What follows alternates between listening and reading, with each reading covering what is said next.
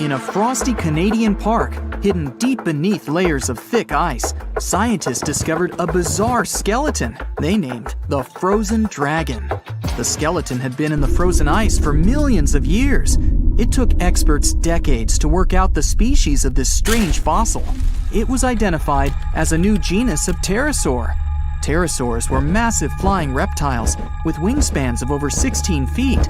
Their heads were 3.5 times the size of their bodies. Pterosaurs lived 76 million years ago when they soared above the dinosaurs. Scientists described them as the biggest, meanest, and most bizarre animals that ever flew. The new genus has been named Cryodragon boreas, which translates to frozen dragon of the north winds. In 2013, a young mountaineer was climbing one of the tallest mountains in Western Europe, Mont Blanc. He noticed a strange metal box poking out of the snow. The mountaineer pried the box open and found that it was filled with precious rubies, emeralds, and sapphires. The climber immediately handed the box to the authorities. It was discovered that the box likely belonged to a passenger on one of 2 flights from India that crashed into the mountain over 50 years ago.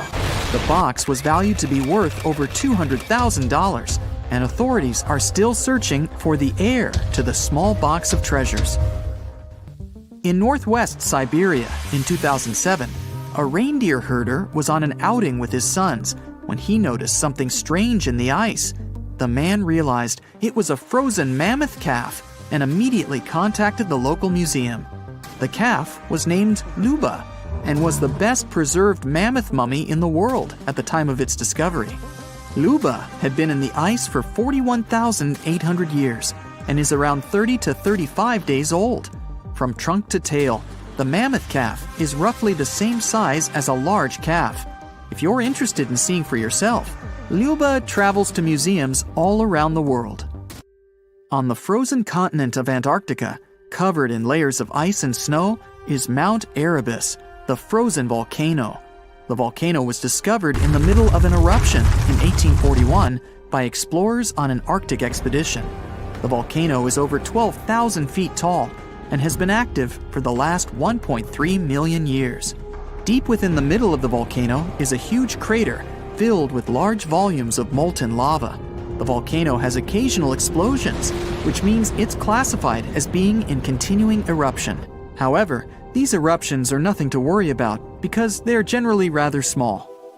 Back in 1991, 2 hikers were traveling across the Italian Alps when they stumbled across a body that they presumed to belong to a recently lost hiker. The duo trudged back down the mountain to report their unfortunate findings. Once the remains were recovered, it was clear that the body was not recent at all. Scientists determined that the Iceman was more than 5,000 years old and named him Otzi. The discovery was unlike anything scientists had ever before seen because the body was so well preserved. For years, Otzi was studied by scientists who discovered that our ancestors have a lot more in common with us than we ever knew before. Otzi was covered in ink body art.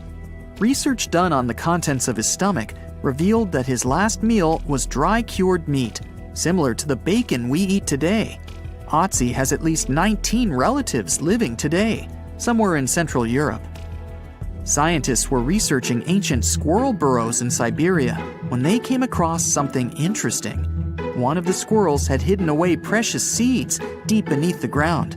The seeds had been encased in ice for 32,000 years.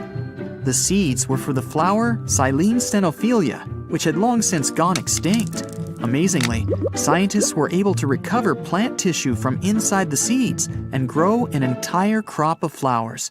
They've since reintroduced the previously extinct flower to natural habitats all across the world. In 1930, a team of Norwegian scientists sailed around the Arctic Ocean, conducting research on the seas and glaciers.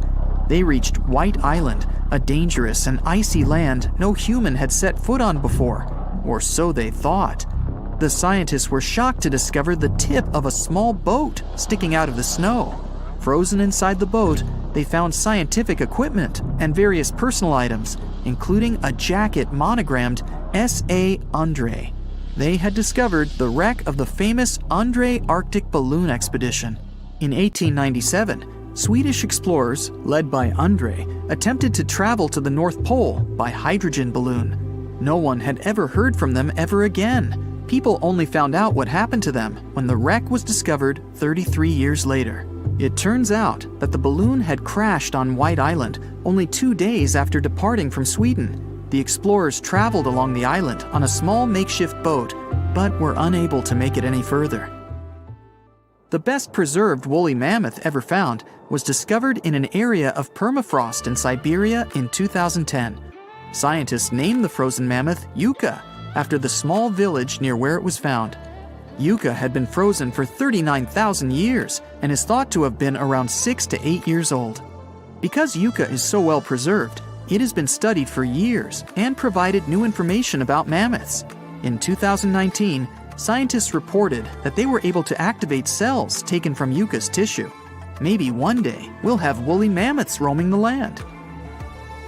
From looking at pictures and videos of Antarctica, the continent appears to be freezing cold, covered in snow, and flat, except for a few small hills. Scientists believe that too. When studying the Gomburtsev Mountains in the early 2000s, they were shocked to discover that the small rocky hills were actually the peak of a gigantic mountain formation under a mile of snow.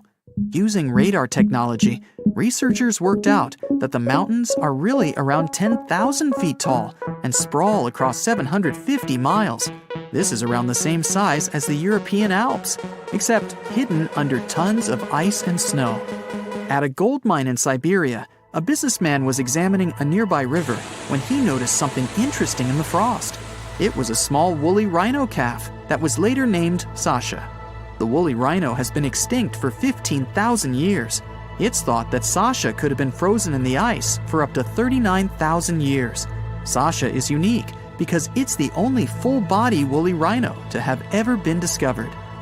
Glaciers around the northern Italian town of Pelo have begun to melt. Artifacts from decades and even centuries ago have been discovered pouring out of the ice. Personal belongings from soldiers have been found, things like diaries, photographs, and even love letters. Historians have even uncovered an entire cabin preserved beneath the ice. The cabin was filled with hard metal helmets and clothes. In 1845, Sir John Franklin embarked on an ill-fated expedition to the North Pole. The crew traveled on 2 ships, HMS Erebus and the ironically named HMS Terror. The expedition met with disaster, and both ships were lost to the icy waters. In 2016, the HMS Terror was discovered by a team of researchers. Despite being lost for 170 years, the freezing cold waters had maintained the ship in pristine condition. Scientists described the ship as frozen in time. Dinner plates and glasses were still on shelves, beds and desks were still in order, and even the passengers' luggage appeared to be in good condition. The HMS Erebus was also discovered nearby, but due to changing water conditions, the ship wasn't in great shape. The glacial ice surrounding a mountain passageway in Norway that was notoriously used by the Vikings has revealed hundreds of ancient artifacts. One of these artifacts was a giant unopened wooden box that was welded together. Researchers were beside themselves with anticipation, waiting to open this box. They believed it would be filled with Viking treasures or artifacts that would give us an insight into ancient society. When they opened the box, all that was inside was a plain old beeswax candle. It turns out that this box wasn't actually as old as they thought it was. By analyzing the candle, they discovered that the box dates back to the 17th century. The age of the Vikings had ended by the 11th century. It's likely that the candle box belonged to a farmer who was shipping it from his summer farm to his winter farm to light up the long nights. The legend goes that a dwarf named Fafnir was famous for his strength and courage. Because of his qualities, he was tasked with protecting their kingdom. Dwarves were known to gather a lot of wealth, so a bit of added security was a must. I mean, they lived in a house made from gold and precious gems. But Fafnir also had another special talent. He was able to shapeshift. Tricked by Loki, the Norse spirit of mischief, Fafnir was taken over by his greed and the shine of his father's treasure. he decided he did not want to share any of it, not even with his father or his brothers. He stole it and ran away all by himself to a place he'd be hard to find, the middle of the desert. To protect his wealth, Fafnir transformed into a huge dragon. His new appearance looked like a huge snake, powerful and scary. His magical powers did not end there, though. Because the dragon couldn't fly, he also spread poison all around his new home, so no one had a chance to survive if they wanted to take his gold away. Fafnir was soon defeated by a young hero named Sigurd. The legend of Fafnir tries to explain why family is more important than greed. It also shows the many magical powers dragons possess. But the most interesting part is that it's quite a good example of how dragons came to be in our tales. But hey, this is just one of the many stories mentioning dragons. Just switch on your TV or peek into any bookstore, and you'll surely stumble upon dragons somewhere. Variations of dragon-like creatures have been described in stories from all over the world, from Asia to Northern Europe. Most of these creatures are depicted with reptile-like bodies, wings, and claws. And the scariest trait of them all, they can breathe fire out of their mouths. The name of these creatures comes from the Latin word draconum, which translates to huge serpent. But let's take a trip down memory lane to see how it all started. An Asian historian, for example, discovered some fossils back in the 4th century BCE and decided that he'd stumbled upon dragons. It's easy to understand why he got so confused if you look at a fossilized stegosaurus. It was 30 feet long, 14 feet tall, and covered in armored plates and spikes. The Nile crocodile might have gotten mistaken for a dragon too. It still exists today and lives in sub-Saharan Africa. But it may have been more popular in ancient times. When reaching maturity, Nile crocodiles can grow up to 18 feet long. But that's not all. It can even walk with its body off the ground, and some were even pictured standing on their 2 back legs. Goannas are dragon-like lizards that live in Australia. Large as they are, they also have razor-sharp teeth and claws, and are also known to even produce venom. It's easy to see why goannas may be the source for the Australian version of dragons. When humans first discovered whale bones back in the day, we had no idea these animals lived in the sea. Given their size, we surely must have thought they were dangerous. And because we rarely see whales, if we don't go underwater of course, they were poorly understood and easily mistaken for dragons too. Probably the most interesting source of dragon mythology is actually the human brain. In a book called An Instinct for Dragons, there was a theory which claimed that dragons existed in almost all ancient cultures because we had evolved to fear large predators to survive. We aren't the only mammals to do this. Monkeys have an innate fear of snakes and large cats too, for example. When you combine these natural traits with folklore, you get a lot of dragon stories everywhere, adapted to each region. Reptilian beasts with magical powers date back as far as the origins of human civilization itself. I'm talking about ancient Mesopotamia. Humans back then used to believe in all sorts of creatures, but their head spirit was Marduk, the patron of the city of Babylon. If you look at the artwork from back then, Marduk was depicted with a snake-like dragon at his side. It could be either nice or vengeful, depending on what mood it was in. If you want to sign up to become a dragon, the first thing they'll ask you at the interview will be if you can breathe fire, of course. So scientists have tried to look into some ways that could make it real for dragons to breathe out fire without damaging their throats. To do that, they examined the bombardier beetle. This eccentric insect can pack up some really hot substances in its belly. Once the creature gets bothered by something, it shoots out a fiery load of chemicals. In all fairness, it's not really fire, but it does burn, so it's close enough. Going back to dragons, they'd need to have similar glands in their throats to produce the same effect. But where do dragons come from? They didn't just appear out of nowhere, regardless of the source you consult. Some tales, like that of Fafnir, say that even humans can turn into dragons, but the most popular theory is that dragons start out as eggs. Some sources even draft a series of stages a dragon has to go through during its life. Everything starts with hatching. Dragons are said to eat their way out of those shells and break the sides of the egg. Then there's the wormling stage, which is what dragon specialists, or dragonologists if you like, call a newly hatched dragon. It's still small and weak, but don't worry, it can take care of itself pretty well. The rest of a dragon's life stages are pretty self-explanatory. There are grown-up dragons, then ancient ones. A dragon's life ends when it reaches the twilight stage. Some sources claim dragons never stopped growing. Others even say they never reach the end of their lives. They just pass on to another type of spiritual existence. Dragons are known to be the symbol of a lot of different things, but that all depends on their origin.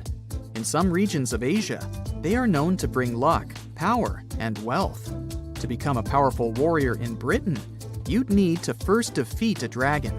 That's why you often see them on flags. The flag of Wales, for example, has a large red dragon on a green and white background. Western stories aren't as nice to dragons. They are often seen as evil and vengeful.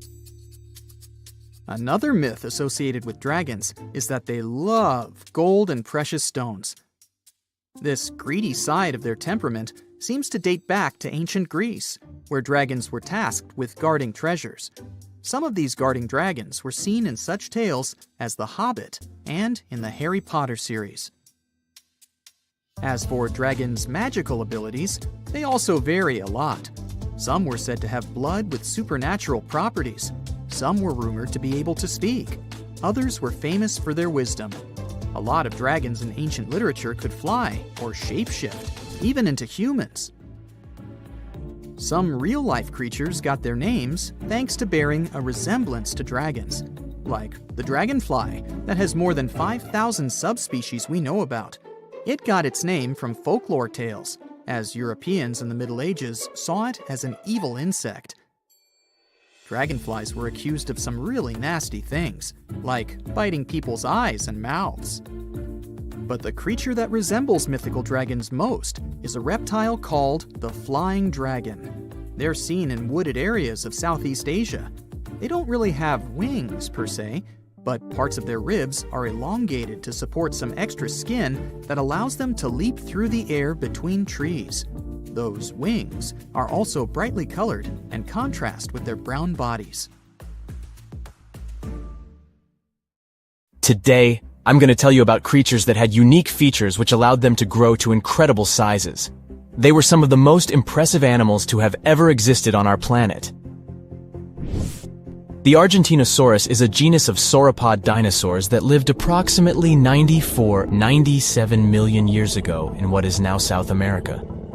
Scientists think it was one of the largest land animals ever, with a length of up to 100 feet and a weight of up to 100 tons. A farmer stumbled upon a giant leg bone while tending his cattle. That's how he discovered the first fossils of the Argentinosaurus in Argentina in 1987. Further excavations uncovered more bones, revealing a massive dinosaur that would have dwarfed most other animals of its time.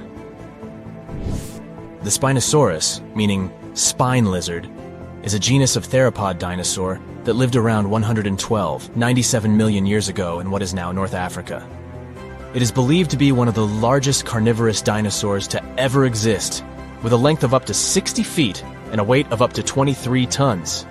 The Spinosaurus is known for its distinctive elongated sail-like structure on its back. It was likely used for thermoregulation. It also had long crocodile-like jaws that were lined with sharp teeth. This allowed the creature to catch and eat large prey, such as fish, crocodiles, and other dinosaurs. The first fossils of the Spinosaurus were discovered in Egypt in 1912. The sperm whale, Physeter macrocephalus, is a species of toothed whale that is the largest toothed predator on Earth. It also has the largest brain of any animal species. It is found in oceans all over the world and can dive to depths of up to 7,000 feet in search of food. You can easily recognize sperm whales by their massive, block-shaped heads, which can measure up to 1/3 of their total body length. They have dark brown or grayish-blue skin and a distinctive wrinkled appearance. The Titanoboa is an extinct genus of a giant snake that lived approximately 58 million years ago. It is considered to be the largest known snake ever. It could grow up to 42 feet and weighed around 2,500 pounds. The first fossils of the Titanoboa were discovered in a coal mine in Colombia in 2004. This discovery meant a lot because it provided insights into the size and behavior of snakes during the Paleocene era, as well as the overall climate and ecosystem of the time. The blue whale, Balænoptera musculus, is the largest animal on Earth, measuring up to 100 feet in length and weighing as much as 200 tons. These marine mammals are found in oceans all over the world and can live up to 90 years. Blue whales have a long, streamlined body that is usually blue-gray in color with mottled patterns. They have a small dorsal fin and 2 pectoral fins that are about 1/3 the length of their body. Blue whales feed on tiny shrimp-like creatures called krill, and they eat a lot. A single adult blue whale can eat up to 8,000 pounds of krill in a day. The Leadsichthus is an extinct genus of large, bony fish that lived during the Jurassic period, approximately 155 million years ago. It is believed to be one of the largest fish that have ever lived. Some estimates suggest that it could grow up to 55 feet in length. The first fossils of Leadsichthus were discovered in England in the 19th century, and more recent discoveries have been made in other parts of Europe, South America, and Africa. Despite its enormous size, the Leadsichthus was a filter feeder, similar to modern-day whale sharks, and likely fed on plankton and other small organisms. The creature did it by simply swimming with its enormous mouth open, filtering water through its gills. The pterodostro is an extinct species of flamingo-like birds that lived approximately 35 million years ago. They were relatively small birds with a wingspan of about 2-3 feet. And they were known for their distinctive long, narrow beaks equipped with comb-like structures used for filter feeding. The pterodostro lived in shallow bodies of water, like lakes and lagoons, and mostly fed on small crustaceans and other tiny organisms. The animal filtered them from the water using the comb-like structures on the inside of its beak while swimming through the water. The African elephant is the largest land animal on Earth and one of the most recognizable ones. There are 2 species of the African elephant, the savanna elephant, Loxodonta africana, and the forest elephant, Loxodonta cyclotis. You can see them in various parts of sub-Saharan Africa. These creatures can be identified by their large size, gray skin, and long trunks. African elephants can grow up to 13 feet tall and weigh up to 14,000 pounds, depending on the species and gender. Well, hey there! We dive back in time and into the oceans over 500 million years ago. Just, because we can. Whoa! Watch out! It's not megalodon or giant sea reptiles you need to look out for here. It's a bizarre, unearthly-looking creature called Anomalocaris. The name means unlike any other shrimp. And I think you'll agree, it looks like a nightmarish cross between a shrimp and a modern-day centipede. 2 tentacles protruding from its face, each lined with razor-sharp teeth. Oh yeah, and this thing was about the size of your leg. With a wave-like movement of the flaps on each side of its body, it was graceful for a terrifying creature. It was also more advanced than any other life on this planet at the time. Especially those huge eyes. You have only 1 lens in each of yours. This giant shrimp had 16,000. That's 4 times more than a common housefly. And you know how good their vision is. Good enough to dodge that swatter every time. All this allowed Annie to become one of the first animals on this planet to feed on others. Yep, here it is. Earth's first hunter. Its favorite meal? Trilobites. Hey, try a bite. Those are the ancient ancestors of crabs. Some of their fossils have marks on them in the same shape as the monster shrimp's mouth parts. Terrors of the past like this got to be so giant thanks to more oxygen in the atmosphere. A perfect example of this, Meganeuropsis. Imagine a dragonfly. Now make it as big as a cat, and with a wingspan longer than your arm. Megan, the monster-sized dragonfly, could easily grab other insects or even small animals, and she ruled the air with quick movements. Back then, there were still no large birds or other airborne enemies for this behemoth bug, so it was safe and free to grow as large as this planet would allow. Piranhas of the past were also jumbo-sized. Mega piranha was about 3 times the size of the river terrors we have today. Its bite force was about the same as a tiger's, and those striped kitties bite down 2 times harder than lions. That means it probably not only dined on other fish and any land creatures that, got too close to the water, but it could also easily crunch down on large turtles and other unlucky shelled creatures. And fun fact, modern-day piranhas bark like dogs when they're about to enter a confrontation. It actually sounds more like a frog's ribbit. But makes you wonder, what did this mega-sized ancient cousin sound like? A bear roaring? How about giant sea scorpions the size of your bed? Go back about 460 million years, and you'd see them swimming under you. And watch out for that tail. Scientists still don't know if these creatures could use it to inject venom like your standard land scorpion, but something tells me I wouldn't want that thing anywhere near me. Then there's this guy, Therizinosaurus. Terry looks sort of like a goose with long arms. Oh, and did I mention this goose dino is about 2 stories tall and longer than a bus? Yow! Its arms make the T-Rexes look even more bite-sized, each 8 feet long, almost triple the length of T-Rexes. And on the end, razor-sharp claws the size of your whole arm. Now, don't worry about those lengthy claws too much, though. Terry probably used them to cut through giant termite nests. So, this huge reptilian goose was more interested in eating bugs and plants. Another mega monster for you, Megatherium. The giant ground sloth could look a giraffe straight in the eye and weighed as much as a hippo. It moved mainly on its hind legs and used its massive tail as support. He had huge paws with colossal knife-sized claws. The sloth could use them to defend itself from enemies and to bend tree branches in search of food. But the biggest danger to the giant ground sloth wasn't dinosaurs or saber-toothed tigers. It was our own species. Yep, humans showed up just in time to meet this fellow and to, eat him up. Titanoboa was a terrifying 50-foot snake, as long as the great megalodon itself. It was also more than 2 times heavier than the heavyweight champion among snakes today, the green anaconda. Crocodiles were a regular on this serpent's menu. Titanoboa could swim 3 times faster than the fastest Olympic swimmer our species has ever seen.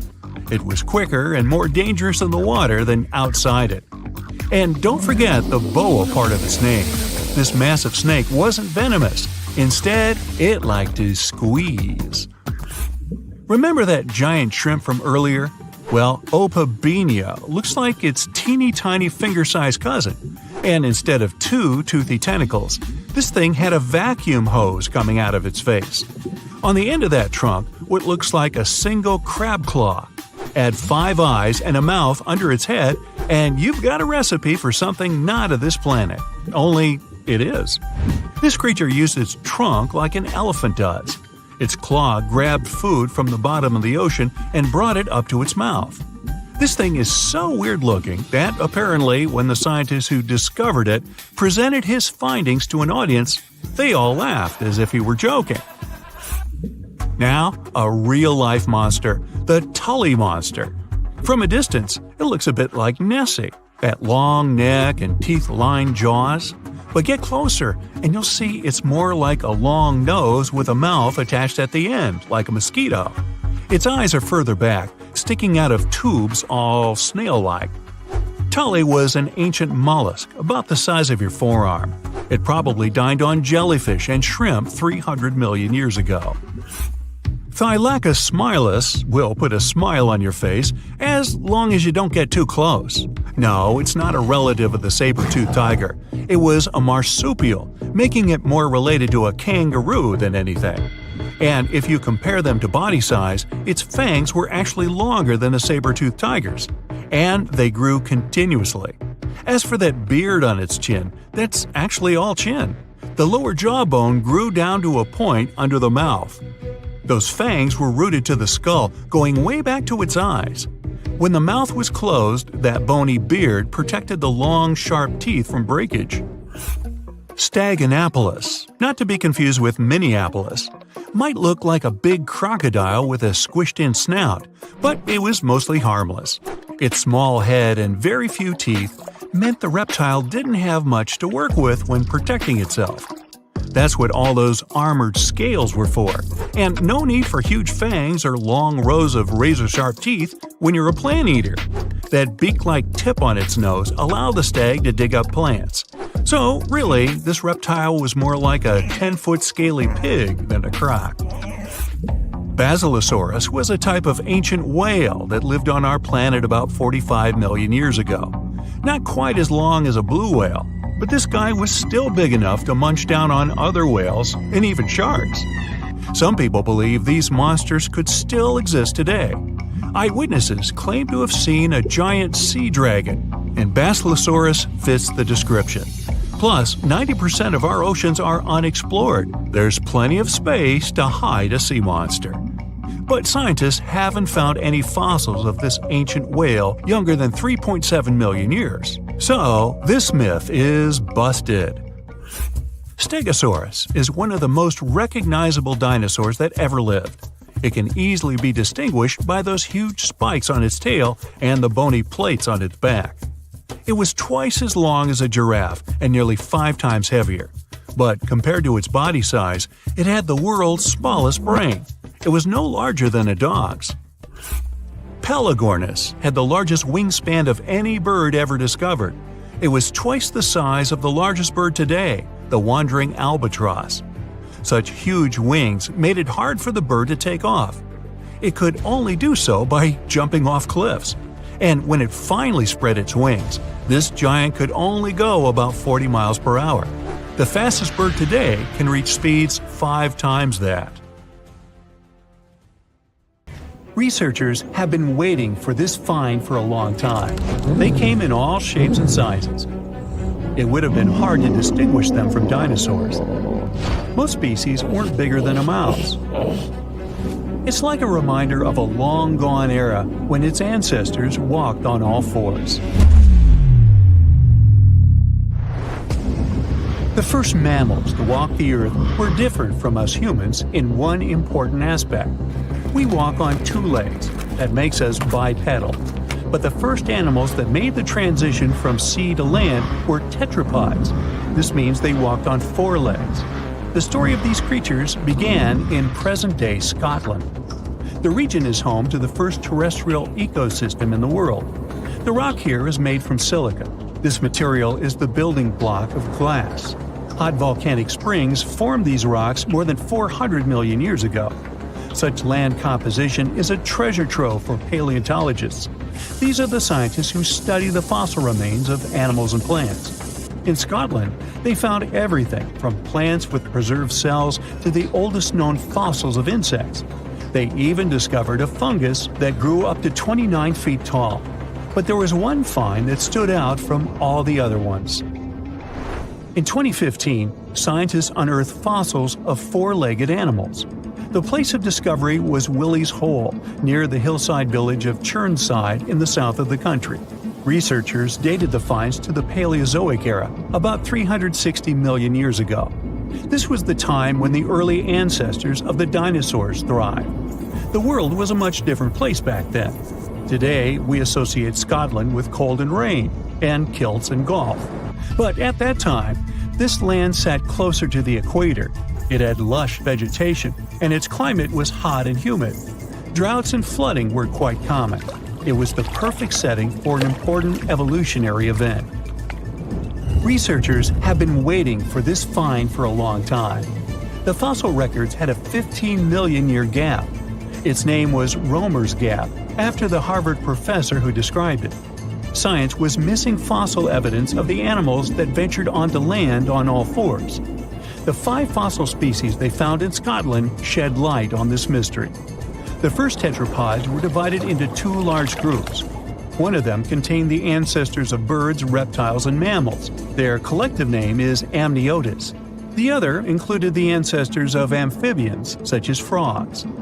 When these and similar species migrated to dry land, they discovered that they weren't alone. The earliest life forms that made this evolutionary leap were liverwort-like plants. We know this because scientists found their spores.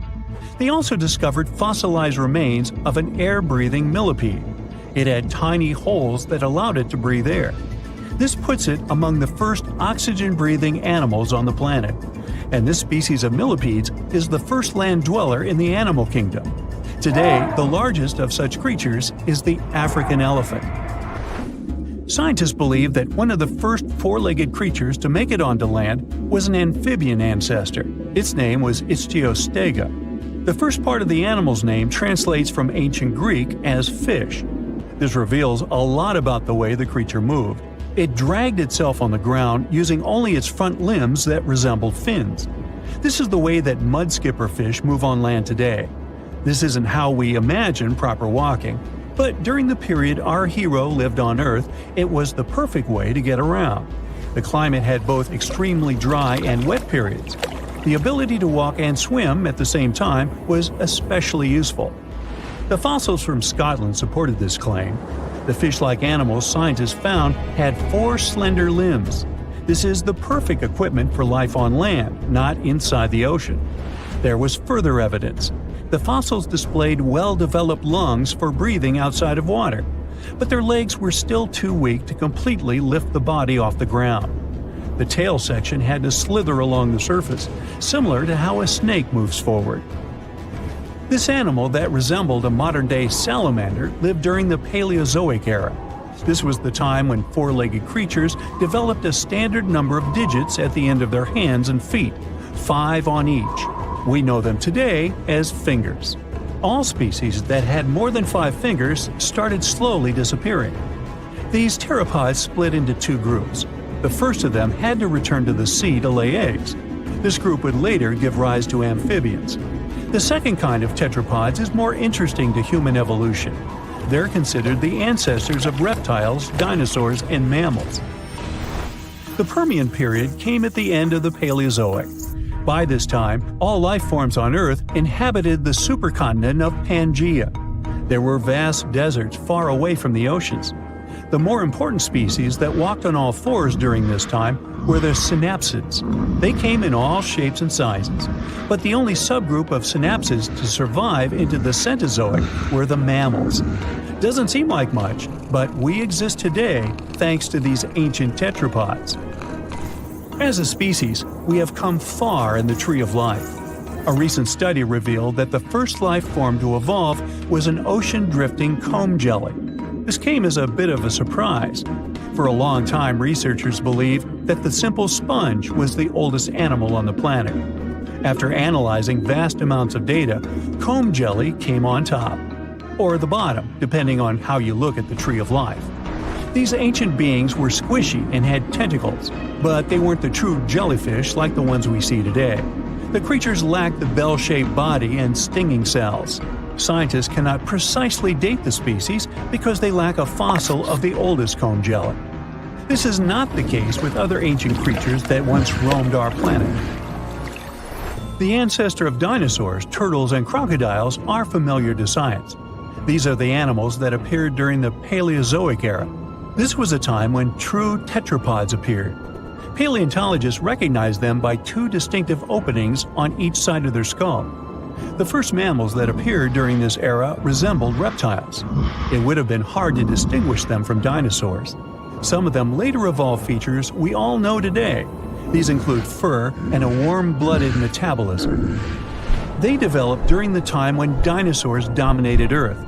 That's why these first true mammals were small. Most species weren't bigger than a mouse. Their diet consisted of plants, as they were herbivores. Also, they were creatures of the night. During the day, they were mostly hiding underground. Now, this wasn't such a bad strategy. Some 66 million years ago, an asteroid fell on the Yucatan Peninsula in today's Mexico, and this spelled the end for dinosaurs. 75% of all species that lived on Earth at the time disappeared. the mammals' small size helped them survive and repopulate the planet. The era in the history of our planet that followed the Mesozoic was nicknamed the Age of the Mammals. The climate became warmer, so grasslands expanded. These were the ideal conditions for tetrapods to grow in size. Some mammals decided not to take this evolutionary path. Bats remained relatively small in size and took to the skies to join birds. And there are some tetrapods that returned to the ocean. The most notable example are whales. Today, their closest living relatives are hippos. Both species are aquatic, but they developed this trait separately. The first whales were actually tetrapods. These were the most typical examples of four-legged land animals. If you saw them today, you would think they were oversized rats. That's what whales looked like some 50 million years ago. Paleontologists came to this conclusion in the 1980s by studying the skull of a now extinct animal. It lived around the edge of a large, shallow ocean. At some point in history, it returned to the marine way of life. Its back legs devolved. But sometimes, biologists stumble upon a living specimen of a whale that still displays tiny hind limbs in its skeleton. It's like a reminder of a long-gone era when its ancestors walked on all fours. Octopuses have 3 hearts. 2 of them pump blood to the gills, while the bigger heart circulates blood to the rest of their body. They also have 9 brains. There's the large central one, but also each of their 8 arms has a mini-brain of its own, which is why they can act independently. Since each arm has its own brain, the central brain only needs to send a higher-level signal to the arm. Things like, move to that nearby crevice, there might be a crab hiding inside. In the case of humans, the brain would guide and take control of each movement of our legs and arms. And with an octopus, arms act almost independently on their way to the crevice. It also tastes and feels with the suction cups on it. Since their arms are so independent, an octopus doesn't actually know where they are unless it sees them. The human body has an ability called proprioception. Thanks to it, we know where our arm is, even if we hold it, let's say, behind our back. 1816 is known as the year when summer didn't come. In April 1815, there was a massive explosion on Mount Tambora in Indonesia. It sent enormous clouds of volcanic ash up into the atmosphere. The majority of the northern hemisphere got covered with a shroud of dust and dirt and kind of refused to settle. In June of the following year, the cold winter didn't just come to an end. Frost damaged crops and snow and rain persisted during the whole summer. In Iceland, you'll find some of the most breathtaking sceneries on our planet. Jagged mountains, fjords, hot geysers, ice fields carved into the landscape. Stunning yet intriguingly black sand beaches, such as Reynisfjara Beach. Most of the sand on beaches is generally formed from rocks that have broken down because of weather changes and erosion through thousands or even millions of years. And on Reynisfjara, the sand is a striking black color, and that's because of volcanic activity. Lava came out of an erupting volcano, got to the surface, cooled, and then hardened in the Atlantic Ocean, creating such a fascinating black hue. This beach is so magically stunning, but it's also very dangerous because of its sneakier waves. That's when a few smaller waves join together into a single, really big one. This phenomenon can happen when ocean currents force waves together, or in the case of Reynisfjara, when such waves come from an offshore underground cliff and get an even stronger pulling effect. Considering the ocean's low temperatures too, it's definitely better to just take pictures from a safe spot. Some trees talk to each other. Not the way we do, of course, but, for example, acacia trees that grow over the African savanna can warn each other if there's something dangerous coming. When some animals, such as antelopes, gobble up its leaves, the tree immediately starts producing more tannin, which is toxic to animals. They also emit a special type of gas that travels through the air and warns other trees they should protect themselves too. You're stargazing, such a chill night, and then a flash of bright light streaks through the night sky. A shooting star, so cool. But what we see is not actually a star, although we call it that way. They're meteors, which are basically small chunks of dust and rock moving through space. As they're passing through our atmosphere, they cause something called friction when one thing rubs against another, and that's why they glow. Also, the friction causes heat. Dust and rocks get extremely hot as they fly through the atmosphere, and the heat makes them glow until the moment they burn out and turn into what we call the shooting star. Sunsets in deserts are extremely beautiful because of the spectacular colors they produce a bit more than elsewhere. Sunlight consists of various shades of the color spectrum. When the sun is high in the sky, these colors mix together and our eyes see them as white. But as the sun gets lower, its rays have to go through a thicker layer of atmosphere before they get to us. The atmosphere then scatters shorter wavelengths of light, like blue and purple, before we can even see them. That's why the longer orange and red wavelengths stand out. In urban environments, air pollution can make sunset colors duller than everywhere. The clean air in deserts allow the vivid colors coming from the sun to shine through at twilight. Also, the moisture, water vapor, and rain-engorged clouds can mute the sunset's hues. Since there's no rain, clouds are thin and wispy, so they filter and reflect sunlight instead of blocking it. Bamboo grows really fast. It's actually the fastest growing plant on Earth, sometimes growing about 3 feet in just one day. You can find it in dense forests, where only a little light gets to the ground, which means bamboo is under strong pressure to reach the sunlight as quickly as it can. There's an underground stem that connects bamboo shoots to their parent plant, so the shoot doesn't really need leaves of its own until it gets to its full height. Also, bamboo grows faster than other plants because it doesn't waste its time and energy on growing rings that thicken the stalk. It's just a thin, hollow stick that grows straight up.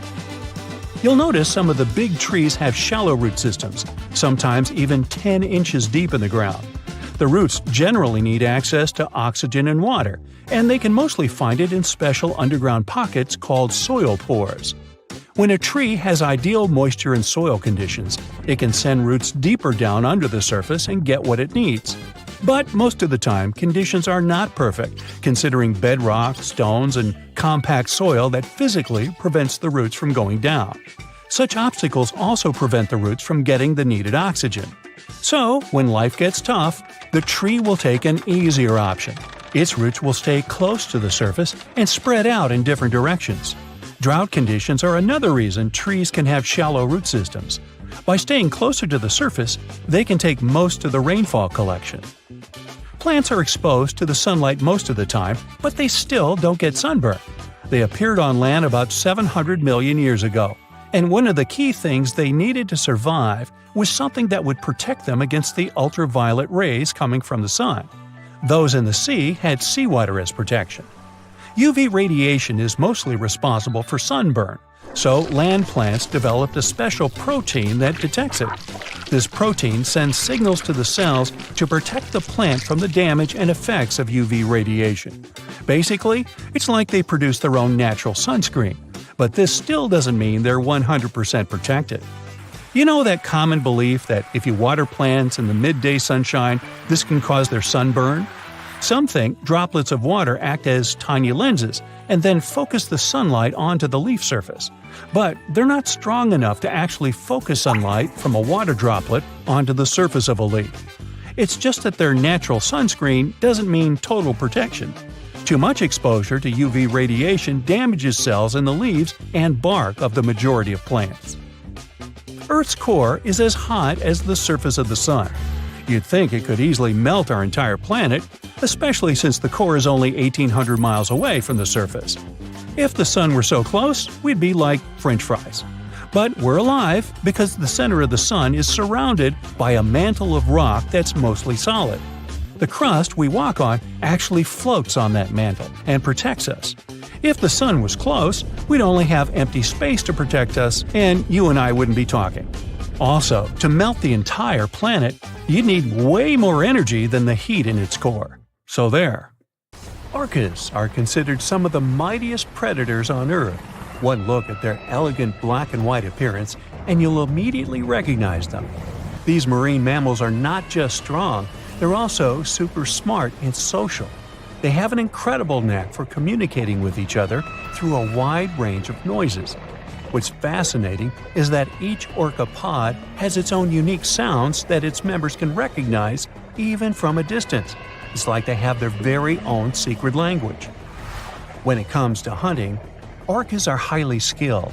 While they prefer chilly coastal waters, you can find them all around the globe, from the polar regions to the equator. As the kings and queens of the food chain, orcas have a diverse palate. They enjoy feasting on fish, penguins, and other marine mammals like seals, sea lions, and even whales. They've got some serious teeth, too, measuring up to 4 inches long. Now, here's something really neat about orcas. They're expert hunters, and they do it in groups called pods. A pod can consist of up to 40 orcas, forming a very effective hunting team. Interestingly, there are distinct types of pods: resident and transient. Resident pods are more into fish, while transient pods have a taste for marine mammals. But no matter what type of pod they belong to, all orcas have one thing in common: they are master collaborators. They work together using smart hunting techniques that are often compared to the teamwork of wolf packs. When it comes to family matters, orcas take their role seriously. Mothers are incredibly protective of their little ones, and often other adolescent females pitch in to help with the care. Mothers give birth every few years after a really long 17-month pregnancy. They usually have just one baby at a time. Eventually, as they grow up, they'll become more independent and venture out on their own. However, in some cases, the young orca may choose to stick with the pod it was born into for life. In the wild, orcas lived in tight-knit family groups, forming strong bonds and sharing a unique culture that is passed down from generation to generation. Research has shown that their social structure is decidedly sophisticated. Despite their beauty and intelligence, orcas are causing somewhat of a stir among sailors. Unbelievably, they have actually sunken boats. What's even more interesting, in a dangerous kind of way, is that they seem to be teaching their friends to do the same. According to experts, it all started with one upset orca. This poor soul experienced what they call a critical moment, and it triggered a whole new behavior. And now, this behavior is expanding among the orca population through social learning. Let's dive into the details. The latest incident occurred off the coast of Spain in the Straits of Gibraltar. A yacht had an unfortunate encounter with 3 orcas.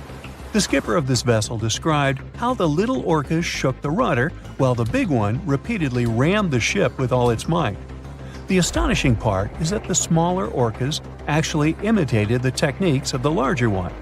With a slight run-up, they too slammed into the boat. It's like they were training with the master. But that's not all. Just 2 days before this incident, a group of 6 orcas ran into another sailboat in the same area. One of the orcas, a mother, seemed to be teaching her calf how to charge into the rudder. Now, you might be wondering why these boat-sinking shenanigans are happening more frequently. It turns out that reports of aggressive orca encounters off the Iberian coast have been popping up since 2020. And according to a study published last year, the attacks follow a pattern.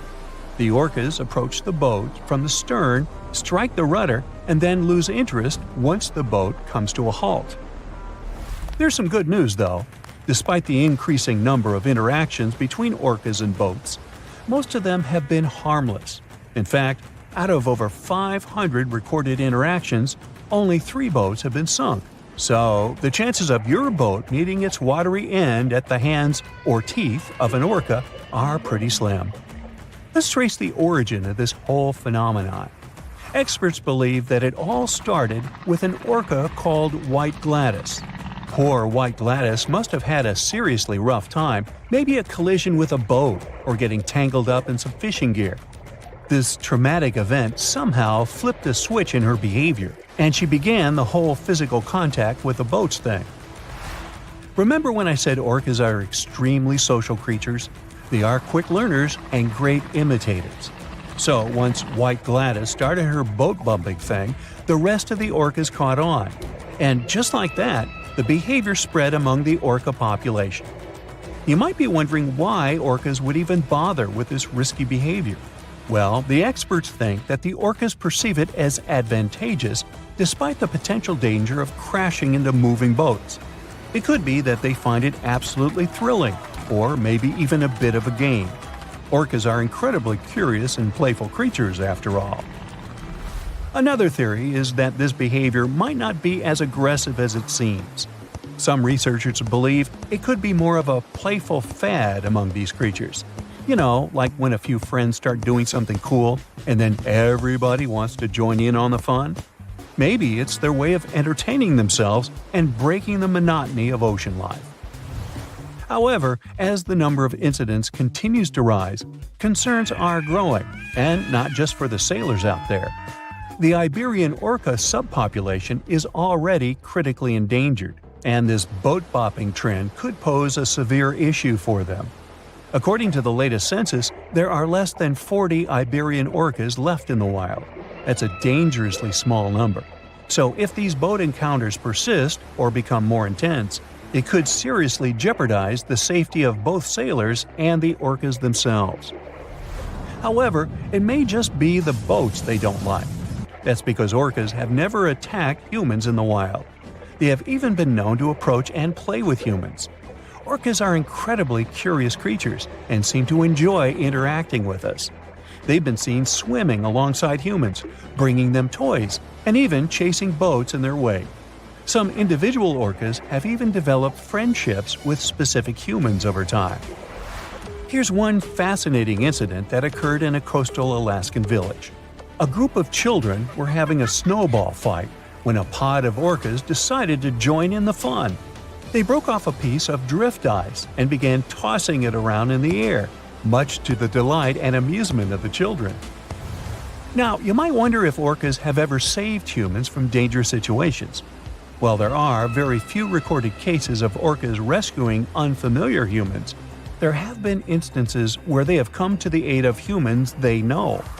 It's worth mentioning a remarkable occurrence that took place in Eden, Australia. A group of whalers found themselves in grave danger after their boat capsized, leaving them at the mercy of shark-infested waters. Incredibly, a pod of orcas, led by a male known as Old Tom, shielded the whalers from the sharks and kept them afloat until they were rescued. This demonstrates the protective nature of orcas even towards humans. There are several theories as to why orcas do not attack humans. One possibility is that they recognize that we are not their natural prey. These creatures prefer to feast on particularly nutritious and fatty foods, like sea lions or salmon, whereas humans simply don't provide the same nutritional value. But is this the only reason? Other apex predators, like sharks, may occasionally mistake humans for seals and attack them. However, in the rare cases where orcas have mistaken humans for prey during a hunt, they immediately stop the chase once they realize their mistake without causing any harm. Experts believe this is due to the high intelligence and empathy of orcas. Think you know what lurks in the depths of the ocean? While nearly 95% of our oceans haven't been explored yet, it's hard not to let your imagination run wild. But thanks to brave explorers, deep-sea cameras, and awesome archaeologists, we do know about some pretty incredible sea creatures living in our waters today, and millions of years ago. From the 9-foot spider crab to the 60-foot prehistoric megalodon, these sea dwellers come in all shapes and sizes. But let's focus on sea creatures famous for their huge size. Can you guess which living species of whale is the largest? Well, it's not the orca, but that's a good guess. The orca is a toothed whale that can grow to anywhere from 23 feet to 32 feet, which is slightly smaller than a school bus. How about the narwhal? Nope, they're not the biggest either. These unicorns of the sea live mainly in Arctic waters and only grow 13 feet to 20 feet in length, and that's including their 9-foot tusk. Tired of guessing? Okay, I give in. The largest whale that still exists today is the blue whale. At a jaw-dropping 82 feet to 105 feet, the blue whale is not only the biggest whale we know of, but is currently the largest animal to have ever lived on Earth. Seriously. These animals are bigger than a T-Rex, and even the prehistoric megalodon. If you were to put a blue whale next to a school bus, it would look like it could swallow it. Think about that. According to National Geographic, a blue whale's tongue can weigh the same as an elephant. And their hearts can weigh as much as a car. That doesn't even sound possible. It's no wonder these giants need to eat about 4 tons of krill every day. While there aren't too many animals living today that can compete with the blue whale's epic proportions, there is an entirely different species that is a good contender, and it's not quite what you would expect. It's a jellyfish. No, I'm not talking about the little jellyfish that wash up on the shore and ruin a perfectly good day at the beach. I'm referring to the lion's mane jellyfish, the biggest jellyfish around. This invertebrate can grow up to 120 feet long. They also come in different gorgeous colors like red, purple, or even shades of orange. As if their length wasn't impressive, the lion's mane jellyfish boast a whopping 8 sets of 70 to 150 tentacles. That means they can have up to 1,200 in total. And here's the giant oceanic manta ray, the largest type of ray in the world. Their wingspan can be longer than a bus.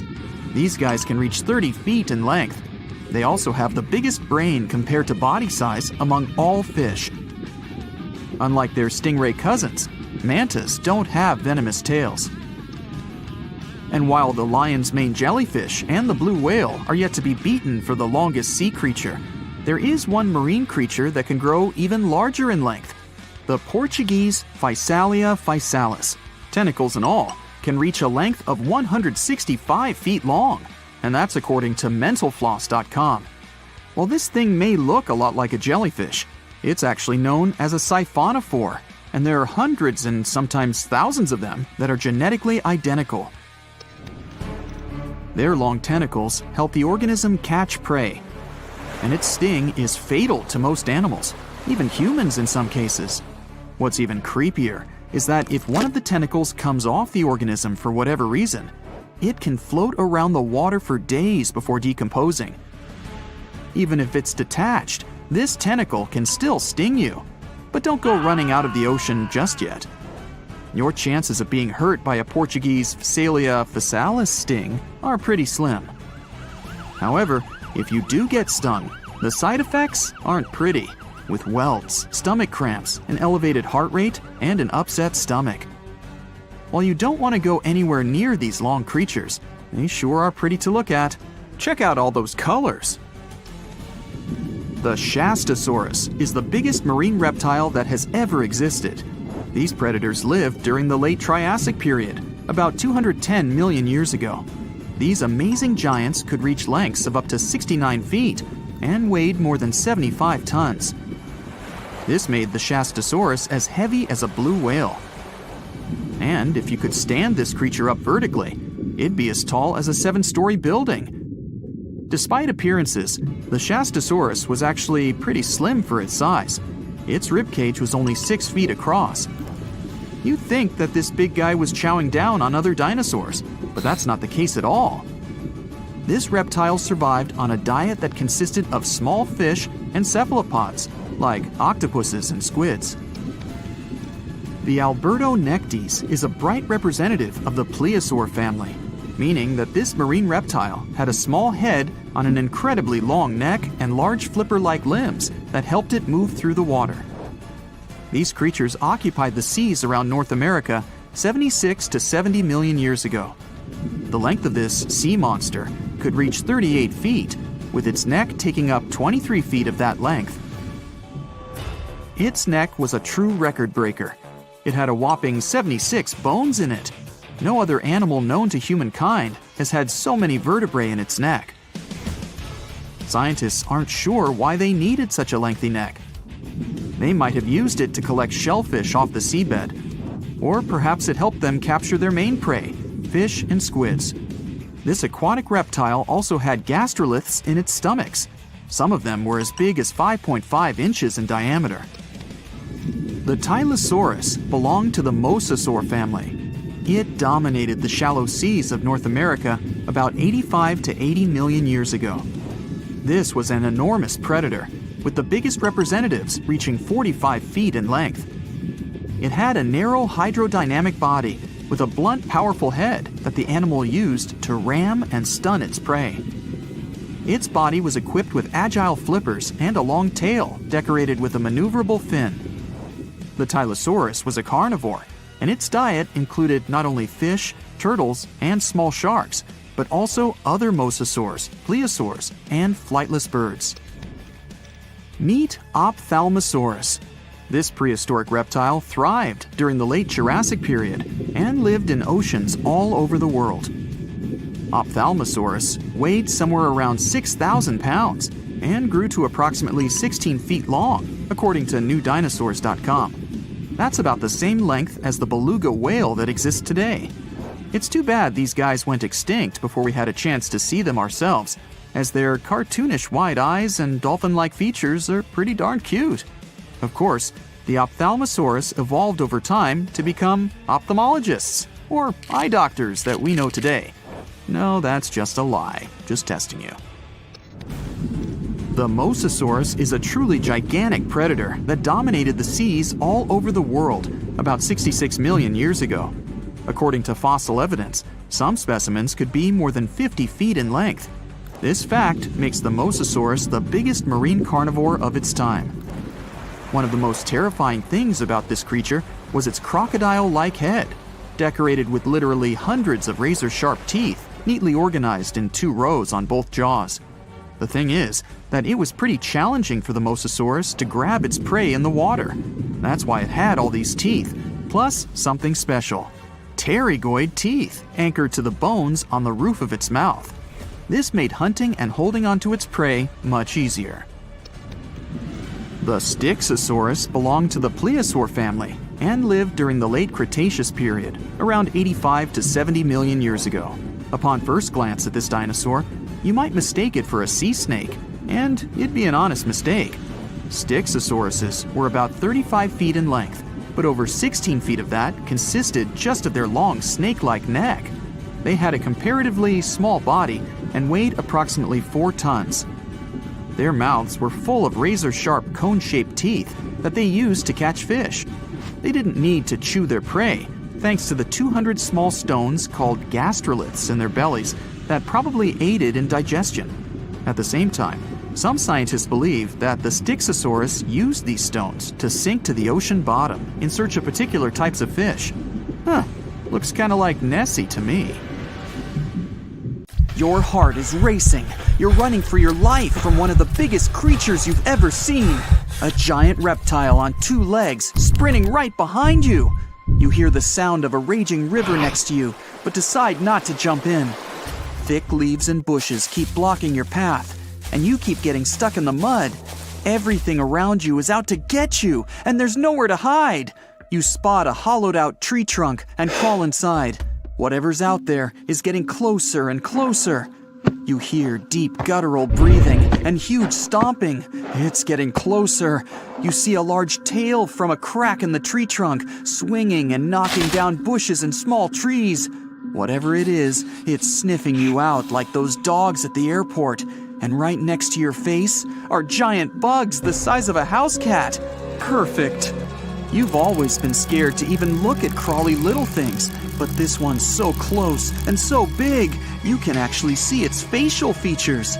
It's looking at you like you're the alien. You want to scream, but can't. Then, out of the darkness, more bugs. They're curious things, flicking their antennas all over your body. Okay, this is too much. A bug is one thing, but now, a giant centipede thing is crawling your way. Its fangs are the size of your thumb. You dart out of the tree trunk and come face to face with a giant monster. It stops and stares at you, knowing you have no place to go. Claws and teeth the size of bowling pins. That's enough to keep you up at night. It's getting ready to charge right at you. Welcome to the most dangerous period and area in history for a human, the mid-Cretaceous Sahara. This place was thriving around 100 million years ago in what would now be North Africa. Back then, the continents were all arranged differently, and the weather was wild. Extreme storms were pretty common, and temperatures would rise and fall like a Mexican wave at a soccer stadium. Then, sea levels started to rise. Water flooded the Kem region, an area between modern-day Algeria and Morocco. Over the next millions of years, asteroids, volcanic eruptions, and other natural disasters wiped out everything else. Bye-bye, dinosaurs. Thanks for playing. You probably think of the Sahara as one of the most inhospitable places on Earth, but back when it had trees and rivers, it was even more dangerous. The famous River of Giants was a huge river system that stretched from modern-day Egypt all the way to Morocco. The land was flat and not much vegetation grew there, but it was enough for life to exist. Frightening, scary life. That creature you're staring at, it's a giant, scary-looking theropod, and it's out to get you. Imagine a T-Rex-like dinosaur that's more than 32 feet tall and has an epic jawline. Scary stuff. They were the top dogs in the food chain back then. And that's why this place and period in history was so unique. The entire area had an incredible imbalance between hungry dinos and poor little dino snacks. There wasn't enough food to go around. Scientists were never able to find much evidence of herbivores. That means it might have been a royal rumble of carnivorous creatures waiting to pounce on each other at any moment. So, after a while of having a stare-down contest with a giant theropod, a shadow creeps up on you from behind. You're too scared to turn around, but the growling is louder than anything you've ever heard. It shakes you to the core. You turn around and see a Spinosaurus, and that's about all you can see. You know how they always show the T-Rex as the king of the dinosaurs? Well, this one would be, what, the emperor? It stands about 50 feet tall and has a sail of scales on its back, the size of a regular human. Then add in a crocodile-style snout with razor-sharp teeth and some short, powerful legs. Its diet mainly consists of river fish, but it's looking at you like you're a delicious fish taco. The two alphas are now in a standoff, with you stuck in the middle. But before you close your eyes and get ready to be eaten, they begin fighting each other, knocking down trees. You tiptoe your way out of there and run. The further you go, the better, right? Wrong. Not here, because everywhere you go, there's going to be something dangerous. During this period, there was danger in the sky, in the water, and on land. There were small mammals scurrying around here and there, but they mostly stayed in the shadows to avoid danger. After 5 minutes of running as fast as humanly possible, you make it out of the forest and onto an open plain. Bad move. Now there's nowhere to hide. Suddenly, you hear another shriek. You look behind you. Nothing. It's just short grass everywhere. Then you tilt your head up to the sky and see what looks like a giant bird. Only these are technically flying crocodiles. There were plenty of huge pterosaurs that ruled the skies. Alanqua saharica was a flying reptile that may have eaten fish in the river. Those fish must have been tasty. It had a huge wingspan and long, slender jaws. Oh, and it was the size of a small bus. This one found you and is racing down to catch you. You run for your life, again. And this time, there's no place to hide. Suddenly, you feel talons grasping onto you and you're lifted off the ground. You soar up. If you weren't scared out of your mind, you might have noticed how beautiful the giant river channels below you are. The Alanqua maneuvers like a fighter jet, headed for the mountains, dodging all obstacles. You see a large nest with some mini beasts in it. They're hungry and as large as you. Not a great combination. You try to break free, but it's impossible. The creature drops you in the middle of the nest and flies off. You try to cover yourself, but the little ones keep pecking away. It's only a matter of time before it's too late. You look down below you and see the river. You can't tell how deep it is, but it's got a really strong current. You're out of options. You dive into the raging river and get dragged along with the current. Safe for now-ish. Imagine it's 2021. You're walking along one of the hottest and driest places on Earth, the middle of the Sahara Desert, only to find fossils of oversized fish. They ranged from bite size to bus size. Even freshwater sharks lived there. These weren't your average little fishies. Judging by their teeth, those guys meant business. You might even find a giant sea turtle swimming around. Okay, back to your wacky adventure. Luckily, you wash up on a safe sandy part of the river where you're able to relax. You drink some river water and try to find a safe place to make camp. Every noise you hear makes you jump. You sit down and try to enjoy the calmness of ancient Earth. Just when you feel you can finally catch your breath, you see a Spinosaurus walking along the river on the prowl. You run off and hide under a bush. It passes you by. You're safe. Or not. It turns, shakes the bushes, and sees you. Just then, a large boom scares it away. It's the sound of you jolting awake. You turn on the light and see your cat staring at you. Those dinosaurs seem so real, probably because of that documentary you were watching right before bed. The entire mid-Cretaceous ecosystem depended on rivers for daily life. Just like all ancient civilizations, rivers were essential for the creatures of the time.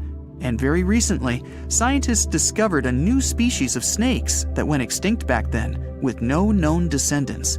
To understand these ancient ecosystems, it's important to know a lot about fossils. You might find two different fossils side by side, but those animals might have lived millions of years apart. The sky suddenly turns orange. All you can see as you look up are millions of butterflies. You just got lucky to witness the spectacular natural show, the annual migration of monarch butterflies. Every fall, as the days get shorter and the temperatures go down in the northeastern US and Canada, these beautiful creatures leave their summer breeding grounds. They travel up to 3,000 miles to Mexico and never come back. Their perfect overwintering ground is high in the mountains. Millions of monarch butterflies are safe there in the canopy of OML fir trees. Once the winter is over, it's time for them to go back up north. They make a stopover around Texas to mate and lay eggs on milkweed plants. A few days later, these eggs turn into caterpillars that feed on the plant until they transform into grown-up butterflies. Now, it's their turn to continue the journey up north until they find a new breeding ground. This way, generations keep changing en route, and it may take up to 5 of them to get to the final destination back in Canada. It's a natural mystery how the butterflies traveling south live up to 8 months traveling with the air currents. The same species going back completes its life cycle in 5 to 7 weeks. Scientists still don't know why the monarchs migrate and how they find their way. It could be connected with the blooming of milkweed plants, their primary food source. They probably find their way around based on the position of the sun.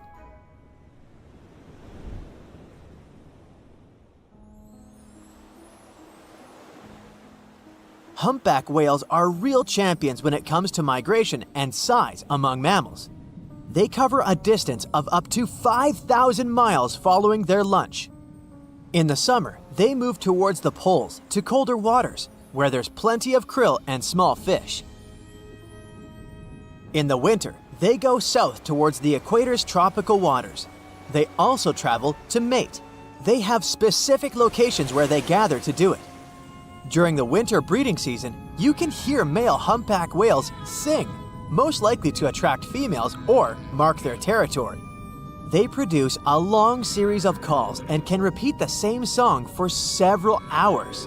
When the song changes, all singers that are currently migrating pick up the new tune. It's amazing how they do it when the distance between groups can be over 3,000 miles. Sea turtles migrate for more sentimental reasons. For hundreds of millions of years, these cute family guys return to the exact place where they were born to lay their eggs. They can cover up to thousands of miles, mostly when the seasons change and the waters are of a comfortable temperature. It could take them years, since some of them travel across the Pacific Ocean between Indonesia and the west coast of the United States and Canada, which is a total of 10,000 miles. But how do they find the exact spot they need if their parents can't just send them a geotag? Scientists have found out that they navigate using the invisible lines of the Earth's magnetic field. It turns out that each part of the coastline has its unique magnetic characteristics. The turtles remember theirs and travel using their internal compass. The magnetic field changes slowly but surely, so they have to shift their nesting sites accordingly. Salmon are born in freshwater streams and move to the ocean as juveniles. Atlantic salmon are brown and spotted as they cover hundreds of miles in fresh water and turn silvery in the ocean, where they travel for up to 1,000 miles. Adult salmon stay in the ocean for 1 to 5 years, feeding mostly on zooplankton. Then it's time for them to go back to freshwater to spawn. On their way back to the breeding grounds, they have to ascend thousands of feet against the current in mountain streams. This challenging journey is called a salmon run. They set on this run because they know the stream they're headed to will be good for spawning, and they'll meet the right species to mate with. Young salmon remember the smell of their home stream and probably even take note of various points along the way to the ocean to find it again. Just like sea turtles, they use the Earth's magnetic field as a compass for their travels. Pacific salmon and most male Atlantic salmon only live for a few weeks after spawning, and some female Atlantic salmon survive and migrate back to the ocean. Caribou, better known as reindeer, are the champs when it comes to migration distance among land mammals. Every spring, they cover a distance of around 400 miles in Alaska, from their winter to their summer feeding grounds. Individuals cover up to 3,000 miles, but herd migration is way more spectacular. The largest herd has at least 260,000 members, and its migration territory covers an area larger than California. Scientists put radio tracker collars on some herd members and take thousands of photos to count them all. This census is organized every 3 years in good weather conditions to see if the population figures are rising or falling and track their migration patterns. Caribou grow through all this migration trouble to safely raise their newborn young. They reach remote grounds where golden eagles, wolves, and grizzly bears won't bother the youngsters during their first, most vulnerable days. Another good excuse to hit the road up north for them is to save themselves from mosquitoes, which would be a huge problem in warmer months. Plus, they get fresh seasonal foods from the areas they stay in. Their migration helps fertilize the grounds they pass by, which means the tundra should thank them for regenerating and protecting its grasslands. Wildebeest, also known as gnus, are relatives of antelopes and gazelles. They spend most of their lives in the Serengeti plains of southeastern Africa, grazing on the grassy savannas. Every year at the end of the rainy season, normally in May or June, millions of wildebeest head northwest in search of greener pastures and then back again. This migration is so spectacular that it's considered one of the 7 wonders of the natural world. Sadly, not all wildebeest make it to their final destination, as they have to cross rivers full of giant crocodiles and pass by hungry lions and other predators.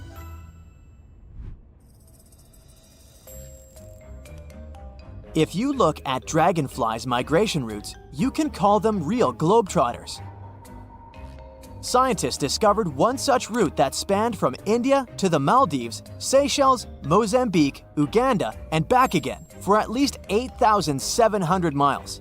It's the longest insect migration we know of so far. It looks like they set on this epic journey when the temperature reaches a certain mark and the days start to grow longer. They seem to be following the rains as they start during the monsoon season in India and arrive for the rainy season in eastern and southern Africa. One fragile insect cannot complete the whole trip, so it turns into a sort of relay race that includes 4 generations of dragonflies. Each generation plays its role in the journey. Scientists can't put radio trackers on dragonflies as they do with other animals because the insects are too small. So, to put together the migration route puzzle, they analyzed 21 years of data from volunteer citizen scientists and also wing samples from museums. Each of the samples had a chemical code that could roughly tell where the insect was from.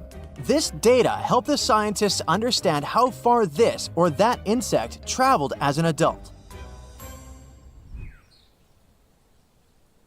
Elephants are known to have traveled across Africa for centuries. They rely on their herd leader's memory when it comes to recalling the tricky migratory routes. This big elephant boss leads everyone else to sources of ripe food and water when the seasons change. They also migrate to avoid danger, which is mostly represented by humans. Elephants have developed their own communication methods to pass on information about prospective danger. They use chemical secretions, vibrations, gestures, and touch. Recently, many African countries have restored some of the oldest elephant migration routes. These big-eared guys usually avoid dangerous areas for generations, but once they know the route is safe, they start using it again.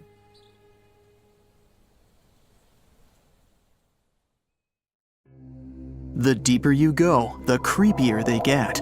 You're about to travel to the darkest ocean depths and check whether this claim is true. Are the creatures living there as scary as people think?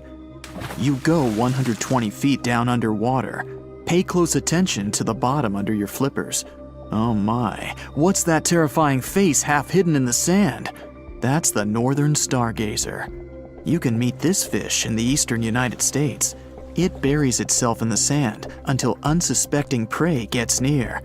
Then, the nightmarish creature electrically shocks the poor animal and dines on it. You are moving deeper to 240 feet under the surface. That's where you spot a colorful, puffy creature, no more than 1 foot long. It's the sarcastic fringehead. At first, the fish seems to be harmless. Only unless it's provoked. When this animal is agitated, it opens its huge mouth to fend off predators. This defense tactic is a sight to behold, both surprising and frightening.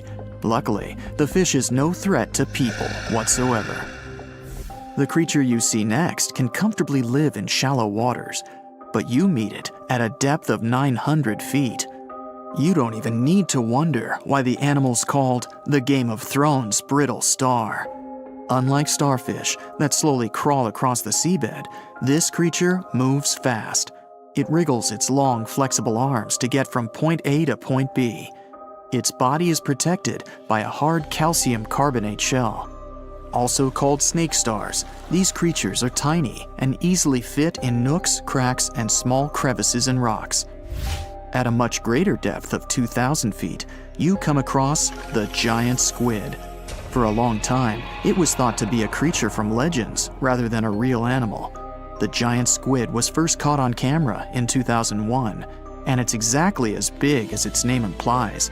The creature's eyeballs are the size of soccer balls, and the squid itself can weigh up to 600 pounds. Almost 3,000 feet below the surface, you get spooked by another creepy-looking animal. It's somewhat red and rather small, no longer than 1 foot long. As you approach the creature, it looks rather docile, or maybe just indifferent. The vampire squid, that's the animal's name, looks like an umbrella with tentacles. It doesn't even produce ink, so you leave it alone. Soon after that, at a depth of 3,200 feet, you meet the cookie cutter shark. This creature is a parasite. It attaches itself to big fishes, dolphins, whales, and sometimes even people. Then, using its neatly arranged serrated teeth, it gouges out cookie-sized pieces of meat. This nasty glowing animal doesn't grow larger than 20 inches and lives in the ocean twilight zone.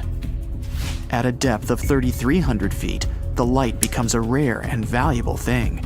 The animals living that far away from the surface have to evolve unusual features to survive. That's how the barrel-eye fish ended up with a transparent head and 2 super-sensitive barrel-shaped eyes. Right now, pretty much like always, they're pointed upward, allowing the fish to see potential prey and you. Almost 4,000 feet below the surface, you see something droopy and saggy. The blobfish doesn't have a skeleton or any muscle. Its jelly-like flesh lets the creature survive incredible water pressure. Despite its appearance, the blobfish is an ambush predator. It usually lies very still on the bottom, waiting for unsuspecting prey to swim by. You go a bit deeper and spot a creature that looks particularly ghastly. The goblin shark senses prey with its snout. The creature's terrifying jaws are attached to elastic ligaments. When some animal comes too close, the shark catapults its mouth forward to catch it. If your mouth could do the same, you would be able to eat things dangling 7 inches away from your face. Even deeper than that, at 5,000 feet, you notice another member of the shark family. The frilled shark looks like an overgrown eel, but its gills are lined with red fringe at the edges, hence the name. The creature's horrifying mouth has 25 rows of razor-sharp backward-facing teeth, 300 in total. The shark prefers to hover in the water, waiting for its prey to come closer. Then, it charges at it like a snake. Suddenly, you see something glow brightly like an electric bulb. But after coming closer, you recoil in horror. The creature looks like an upgraded eel equipped with oversized teeth. That's the deep-sea dragonfish that can live at a depth of 6,000 feet. Chemical processes going on inside the fish's body produce an eerie red glow. This glow is used to communicate with other fish. At the same depth, you meet another deep-sea inhabitant. Its most prominent feature is its huge mouth. Thanks to it, the gulper eel can swallow its prey whole. Its stomach can expand to a terrifying size when it needs to fit something large. At a depth of 6,600 feet, you come across an angry-looking creature with a fishing rod over its head. It's the deep-sea anglerfish. The animal has an unusual dorsal spine, even though it's worn only by females. It protrudes above their mouth and has a lure on its tip, some luminous flesh that baits prey. The anglerfish has such a big mouth and its body is so pliable that it can swallow animals twice its own size. You're 7,000 feet down when you see another fish that's glowing in the dark. The black dragonfish is a sly creature. It has its light-producing organs arranged along its belly. The spooky creature also has gleaming flashlights next to its eyes. They help the animal find prey and attract potential mates. At the same depth, you also spot an enormous pillbug. But unlike the critter you can find in your garden, this one is at least 20 inches long. That's the giant isopod, and it is, indeed, related to the roly-poly, as well as crabs and shrimps. These creatures may look somewhat scary, but they're harmless. They feast on other deep-sea animals only after those have passed away. At a depth of 13,000 feet, you notice the ocean floor has become a bit fluffy. That's because it's covered with zombie worms. These creatures rarely grow to be more than 2 inches long, and still, they can break down fairly large animals, so strong the acid they produce is.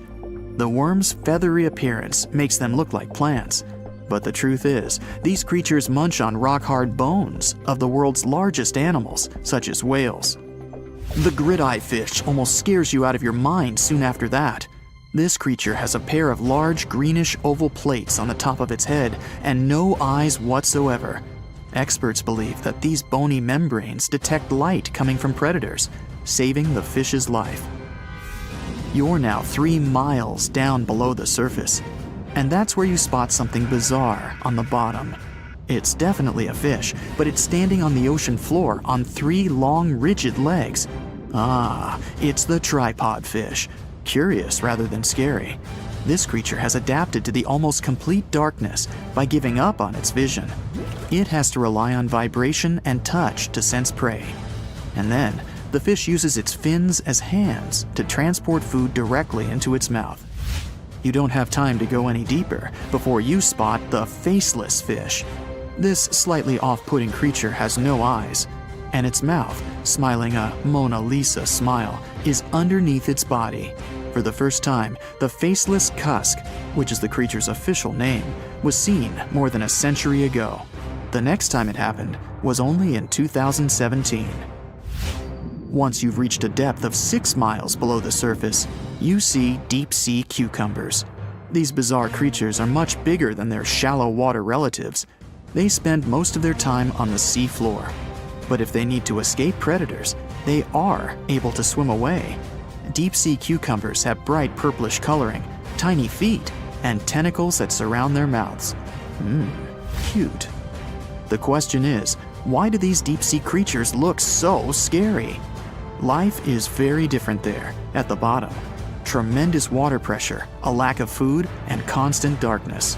You have to adapt to survive in such extreme conditions. Now, one of the most common animal myths is that mice love cheese. It popped out a long time ago, probably as early as when people started storing food.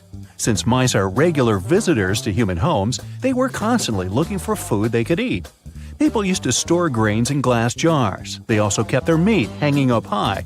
But they'd lay the cheese on the shelf, which was an easy target for all the unwelcome pantry visitors like mice. So they ate it because they couldn't reach anything better. But a mouse will definitely more likely go after chocolate or some other sweet thing than the cheese. Who can blame them? Now, flamingos don't really stand in the water on one leg so they wouldn't get cold. This is just a simple way for them to spare the effort. It's exhausting for us humans to stand on one leg, but for them, this is the most stable position possible considering their peculiar anatomy. This pose doesn't require any muscular work. Now I'm jealous. One of the most widespread and oldest myths out there is that ostriches hide their heads in the ground every time they're scared. A long time ago, researchers thought ostriches weren't very smart because they bury their heads in the ground without being aware the rest of their large bodies are still out there, where everyone can see them. In fact, ostriches do it when they want to swallow sand and pebbles to boost their digestion or just turn over the eggs they lay in their nests. And even then, they technically don't bury their head, but put it near the ground. Otherwise, with its head in the sand, the poor thing wouldn't be able to breathe. No reason to think of an ostrich as a frightened bird. Like some other animals, it will flee if it senses there's a danger coming. And in some situations, it'll fight back and defend itself. And that's one angry bird. What do you think is the largest thing a blue whale can swallow? Well, we're talking about the biggest animal ever known to have lived on our planet. It can grow up to 100 feet long with a weight of 200 tons. Its heart is as big as a car, and its tongue can weigh as much as an average elephant. It's easy to imagine a blue whale swallowing cars, people, and even small ships, perhaps. But it's all wrong. The largest thing it can actually swallow is a grapefruit. Its throat can take the size of a small salad plate. Whales feed on small fish, plankton, and marine crustaceans, so they don't need a bigger throat. But we wouldn't be able to survive the juices inside a blue whale's stomach anyway. It would finish us within 15 seconds, similar to how long we'd last in space without a spacesuit. So don't try this. Camels don't store water in their humps. We're talking about animals with extraordinary resistance to some pretty extreme conditions. They can survive even when drinking water only every 8 to 10 days. But not because they have a secret stash on their back. It's because, when they have a chance to drink, they will swallow 50 gallons of water at one sitting. They mostly use it to replenish 30% of their total body weight, an amount they can lose by dehydration. So, they lose a lot of water but quickly regain it. Their humps are where they deposit fat, but it's not for producing water.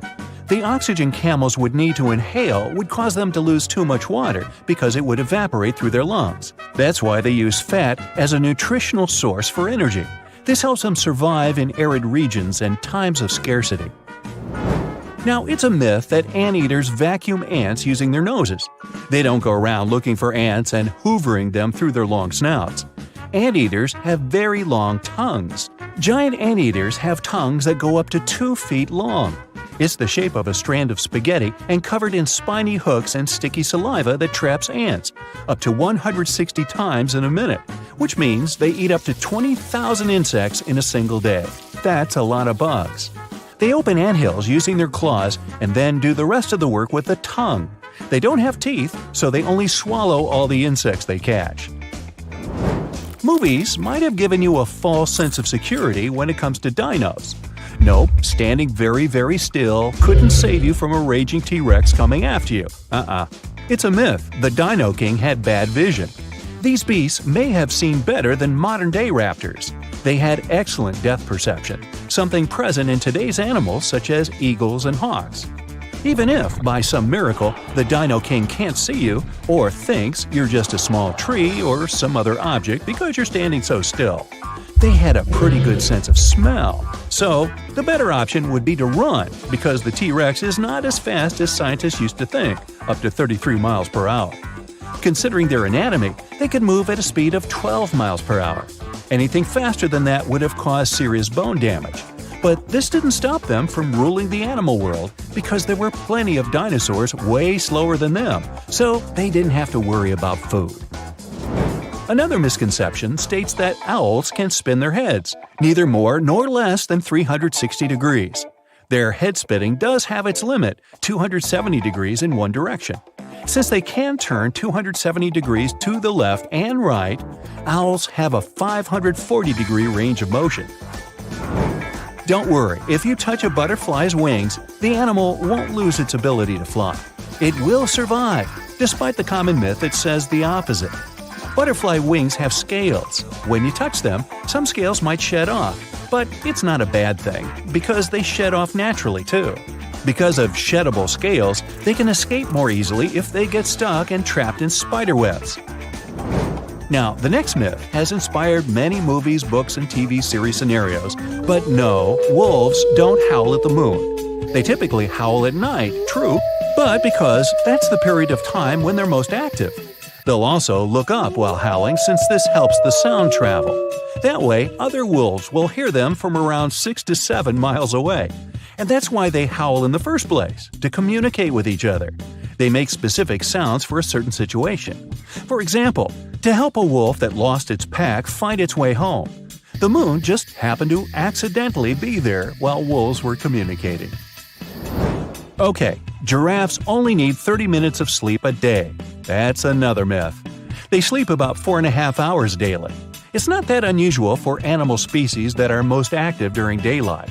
Studies also showed giraffes usually lay down to sleep for less than 11 minutes at a time. Many people believe moles are blind. These small burrowing mammals actually can see. It's just their vision is really poor and only adapted to recognize light. They're also colorblind. When they're searching for food and navigating the dark underground, these creatures mostly rely on their touch and sense of smell. Now, their sense of touch is sharp, which is why moles can feel nearby vibrations of activity. This helps them avoid danger or find their next meal more easily, like millipedes, worms, centipedes, and other invertebrates. Yum! They're really fast at digging and can dig a couple of inches per minute. In the winter, animals hibernate, not because it's too cold for them to be outside, but because there isn't enough food during that period. When an animal is in hibernation, its heart rate, body temperature, breathing, and other metabolic activities slow down significantly. That's how they conserve energy. Chipmunks, bats, turtles, snakes, they all hibernate during the winter, which saves them energy for other seasons when they get more active and are capable of getting more food. I'd say bears too, but they're not the true hibernators. If you try waking one up during the winter when you believe the animal is sleeping, you might end up having a bad time. Now, they do slow down, which means they sleep for extended periods of time. They're still not asleep for the entire winter season, and you can easily wake them during their sleep, so let's not. Now, don't believe myths. Earwigs won't lay eggs in your ears. Yup, despite their name, they're not that interested in your ears. Well, at least there's no evidence they'd want to go there. They prefer to spend their time in dark, moist places, such as under tree bark or in soil. So, your ears are off the hook. There's a creature somewhere deep in the ocean looking for prey that would make Dracula himself proud. It's been around since before even the dinosaurs walked the earth. It has no bones or jaw, but it doesn't stop this underwater vampire from hunting. The name of this eel-like parasite is the Pacific lamprey. The English monarch loved this fish so much that he defied doctors' orders to stop eating lamprey flesh. He got sick every time he'd have the original gooey fish. But the lack of bones and the fact that this lamprey tastes like slow-cooked beefsteak made the royal fall in love with the fish once and for all. The product of this love was a chill in his aged body. some heavy sweating, and some other scary symptoms, which eventually took his life and interrupted his 35-year reign. The lamprey is way better at surviving, as it lived through at least 4 mass extinctions. Its ancient ancestors evolved over 450 million years ago. There are around 40 living species of lampreys still thriving across the world. The Pacific lamprey is just one of them. These creatures have cartilage instead of bones, and a third eye, which is a special light-sensing organ on the top of their heads. Instead of a regular jaw, they have a sucker mouth surrounded by teeth. It's perfect for latching onto prey and sipping up body fluids like underwater vampires. Once they pick a victim, they suction it, making a seal that's almost impossible to break. Scientists believe the Pacific lampreys don't munch on flesh. Female lampreys lay up to 200,000 eggs in nests that stay in fresh water for 3 to 4 weeks. Once the larvae hatch, they burrow into sediment and stay under the sand for up to a decade. When they hit their teenage years, these miniature Draculas re-emerge and migrate from freshwater all the way to the Pacific Ocean. This journey isn't the easiest, and it takes some changes to its appearance and physiology to adapt to a huge change in salinity. After several years, they go back to freshwater to reproduce. Pacific lampreys can use chemical clues released by their larval migrating pals to find their way. They can travel hundreds of miles inland to find the perfect spot for spawning and rearing. It's not always the same place they spawned in. Many species of birds, mammals, and other fish can appreciate the fatty flesh of lamprey. This makes them some of the most valuable players in freshwater and marine ecosystems. Another lamprey type, the sea lamprey, is native to the Atlantic Ocean. It's not that dangerous when it's at home, but once it gets to the Great Lakes, it becomes a real threat to the 4 local native species of lamprey. The sea lamprey is up to 4 times bigger than the lake species. It has unlimited food and spawning grounds, and no natural predators here, so it becomes cocky. It secretes an enzyme that doesn't let the blood clot. Once it attaches to some unsuspecting fish, it spends the next several months feeding off of it. And even if the fish shakes the lamprey off, it doesn't have long to live because the mark the predator leaves behind. Sea lampreys aren't interested in humans, but can accidentally latch onto a swimmer. It won't be fatal, but it's not the most pleasant sensation, and you need to get the spot of the impact disinfected. The Australian box jellyfish looks harmless, but it's considered the most venomous marine animal. Unlike other kinds of jellyfish that float with the current rather than swim, this creature can reach an impressive speed and choose its own direction. It has tentacles covered with tiny darts loaded with poison. People and animals that get unlucky enough to meet with those tentacles face some scary and sometimes even fatal consequences in a matter of minutes. Before you decide to never revisit the ocean, you should know that only a few out of around 50 existing species of box jellyfish have venom that is lethal to humans. There are some not-so-dangerous species living in warm coastal waters worldwide. And the most dangerous ones are in the Indo-Pacific region and northern Australia. A blue-ringed octopus spots a signature psychedelic color and the ability to take away your life. This cute-looking sea monster likes to spend its time in the soft, sandy bottom or shallow tide pools and coral reefs. It normally hides in underwater crevices, among shells or debris. If you disturb it, the octopus will activate its tiny color-changing organs and demonstrate its blue rings as a warning signal. The next step will be releasing a venom 1,000 times more powerful than cyanide. This venom is more toxic than that of land mammals. The octopus normally uses it to hunt crabs, shrimp, and small fish by pecking them with its beak and paralyzing them.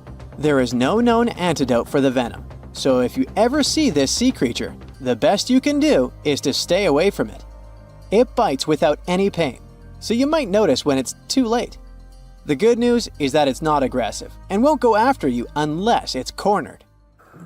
The reef stonefish are masters of disguise in the underwater world that camouflage themselves on rocks, coral reefs, or just blend into the seabed. They thrive throughout tropical marine waters of the Indo-Pacific. Their invisibility superpower makes them especially dangerous to their prospective victims they ambush and swallow whole. If someone happens to disturb them, their 13 defensive dorsal spines stand on end and deliver a powerful venom punch.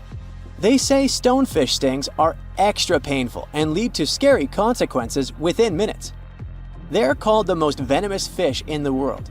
If you don't do anything about it, the impact can be lethal.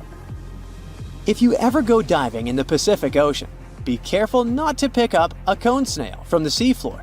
It has a beautiful shell made of brown, black, or white patterns. Like most other snails, it's slow, but it has a complicated system of seeking out prey. It likes to snack on fish, marine worms, or even other snails. Once a cone snail senses food is near, it activates a sharp proboscis, or a needle-like protrusion from its mouth. The attack is swift and super potent. The victim doesn't even have time to realize what happened to them. Once it's completely incapable of moving, the cone snail swallows it whole. Humans aren't on its menu, but it can still release the venom if someone steps on it or disturbs it. The proboscis can even penetrate gloves. Luckily, only several out of over 700 species of cone snails can take a human's life.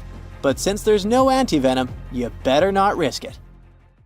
All 52 known species of sea snakes living mostly in the warm tropical waters of the Indian and Pacific Oceans are venomous. The beaked sea snake even has the title of one of the world's most venomous serpents, but it's one of the few kinds that can pose a real threat to humans. Sea snakes prefer a peaceful coexistence and would rather slither away than engage in any confrontations. If you ever see them in the water, staying calm and moving slowly will save your life. Sea snake bites, although almost painless at the moment, can have varying degrees of impact. Some may only cause mild symptoms, while others can lead to severe outcomes. Most bite reports come from accidental encounters, like someone freeing them from nets or unsuspecting beachgoers stepping on them. Blue dragons rarely grow larger than the size of a grape. They like to swim belly up, so their brightest blues blend in with the ocean waters. And the silver front faces down and camouflages with the darker seabed. Blue dragons feed on another dangerous sea creature and store up their stinging cells. Their venom lives on even after the fish itself is no longer alive. That's why you should be extra careful and never pick up or step on them on the beach. Want to high-five a sea creature? Well, put your hand up for the Tasmanian red handfish. This fish doesn't swim like a fish. It walks. It uses its flipper-like hands to stroll around on the ocean floor. These bottom walkers are disturbed by swimmers and boats a lot. Some people even want to take them home as pets. I think it's better to just give them a wave and swim on by. The vampire squid. Its species name is Vampiroteuthis infernalis, which translates to vampire squid from hell. Oh yes, this vampire squid means to terrify everyone with its name, its dark red color, its spikes at the bottom, and the scary fact that it can basically turn itself inside out. The vampire squid loves putting on a good show, but it's as harmless as a kitten is to humans. It's as if Dracula scared the pants off you, but he didn't have blood-sucking fangs. The vampire squid feeds on food particles from plants and animal matter floating near the ocean's surface. Since they're not predators, they need good defensive strategies, and their vampiric look is designed to ward off large creatures who want to eat them. Turning themselves inside out is a defensive mechanism since the spiky areas in the inner skin are more intimidating. They also shoot out a substance that does not have color, but is packed with bioluminescent particles to distract predators. The vaquita. Going out on a boat off the coast of Mexico sounds like the perfect vacation. The sun, the blue water, the most endangered sea creature. Wait, what? The vaquita isn't dangerous, but don't expect it to stick around to say hello or sign any autographs. It's incredibly shy. This little cow, that's what it means in Spanish, is one tiny sea mammal. With those black markings around its eyes, it looks more like a sea panda to me. Seeing one should make you feel very special. They're on the brink of extinction, mostly because they got caught by accident in fishing nets.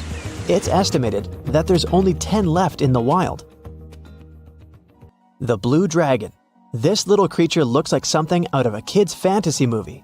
It's called the blue glaucus, casually referred to as the blue dragon or blue angel. It can be found in many places, the Atlantic, Pacific, and Indian Oceans. It's kind of a mollusk and it only grows to be about an inch long. What you think is the back is actually the mollusk's bright underbelly. It regularly floats on its back so that its blue colors help it camouflage with the water's waves. The blue dragon isn't just pretty, it's also smart. It usually feasts on Portuguese man-o'-wars, also known as Physalia physalis. The blue dragon stores their stinging cells for later use, in essence, stealing their defensive mechanisms. When the blue dragon is threatened, it releases those stinging cells it stored, directing them at an enemy to sting them with more power than the Portuguese man-o'-war would have been capable of. As they can store a huge amount of stinging cells, they can be a threat to humans. So, if you find one, don't pick it up. It's best to admire it from a distance. The barrel-eye fish.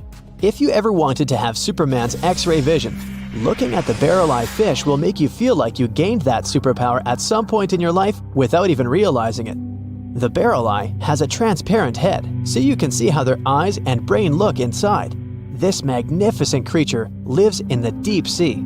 This is the lowest level of the ocean, where strange creatures roam in near-freezing temperatures and constant darkness.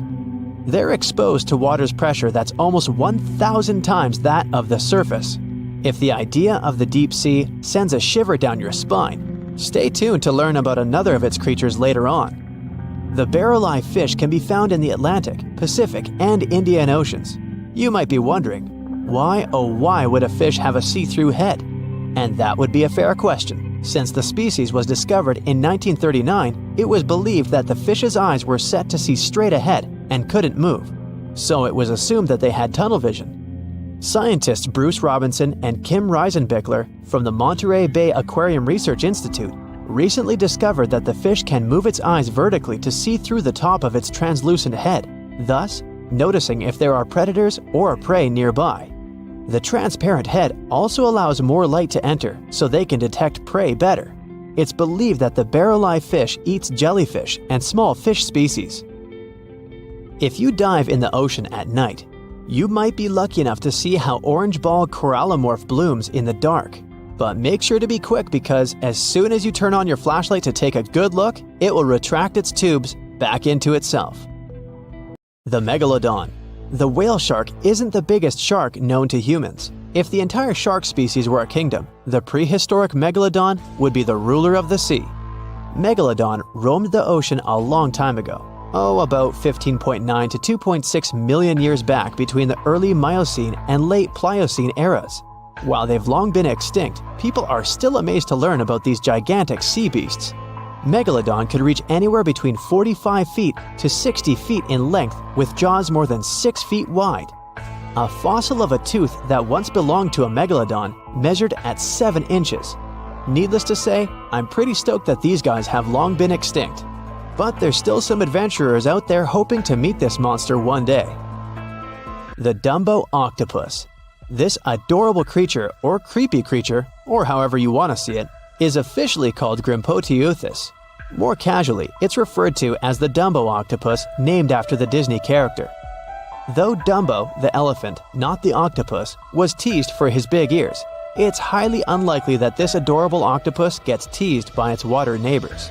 They are the deepest living octopuses, living in the deep sea, and you know how scary that place is.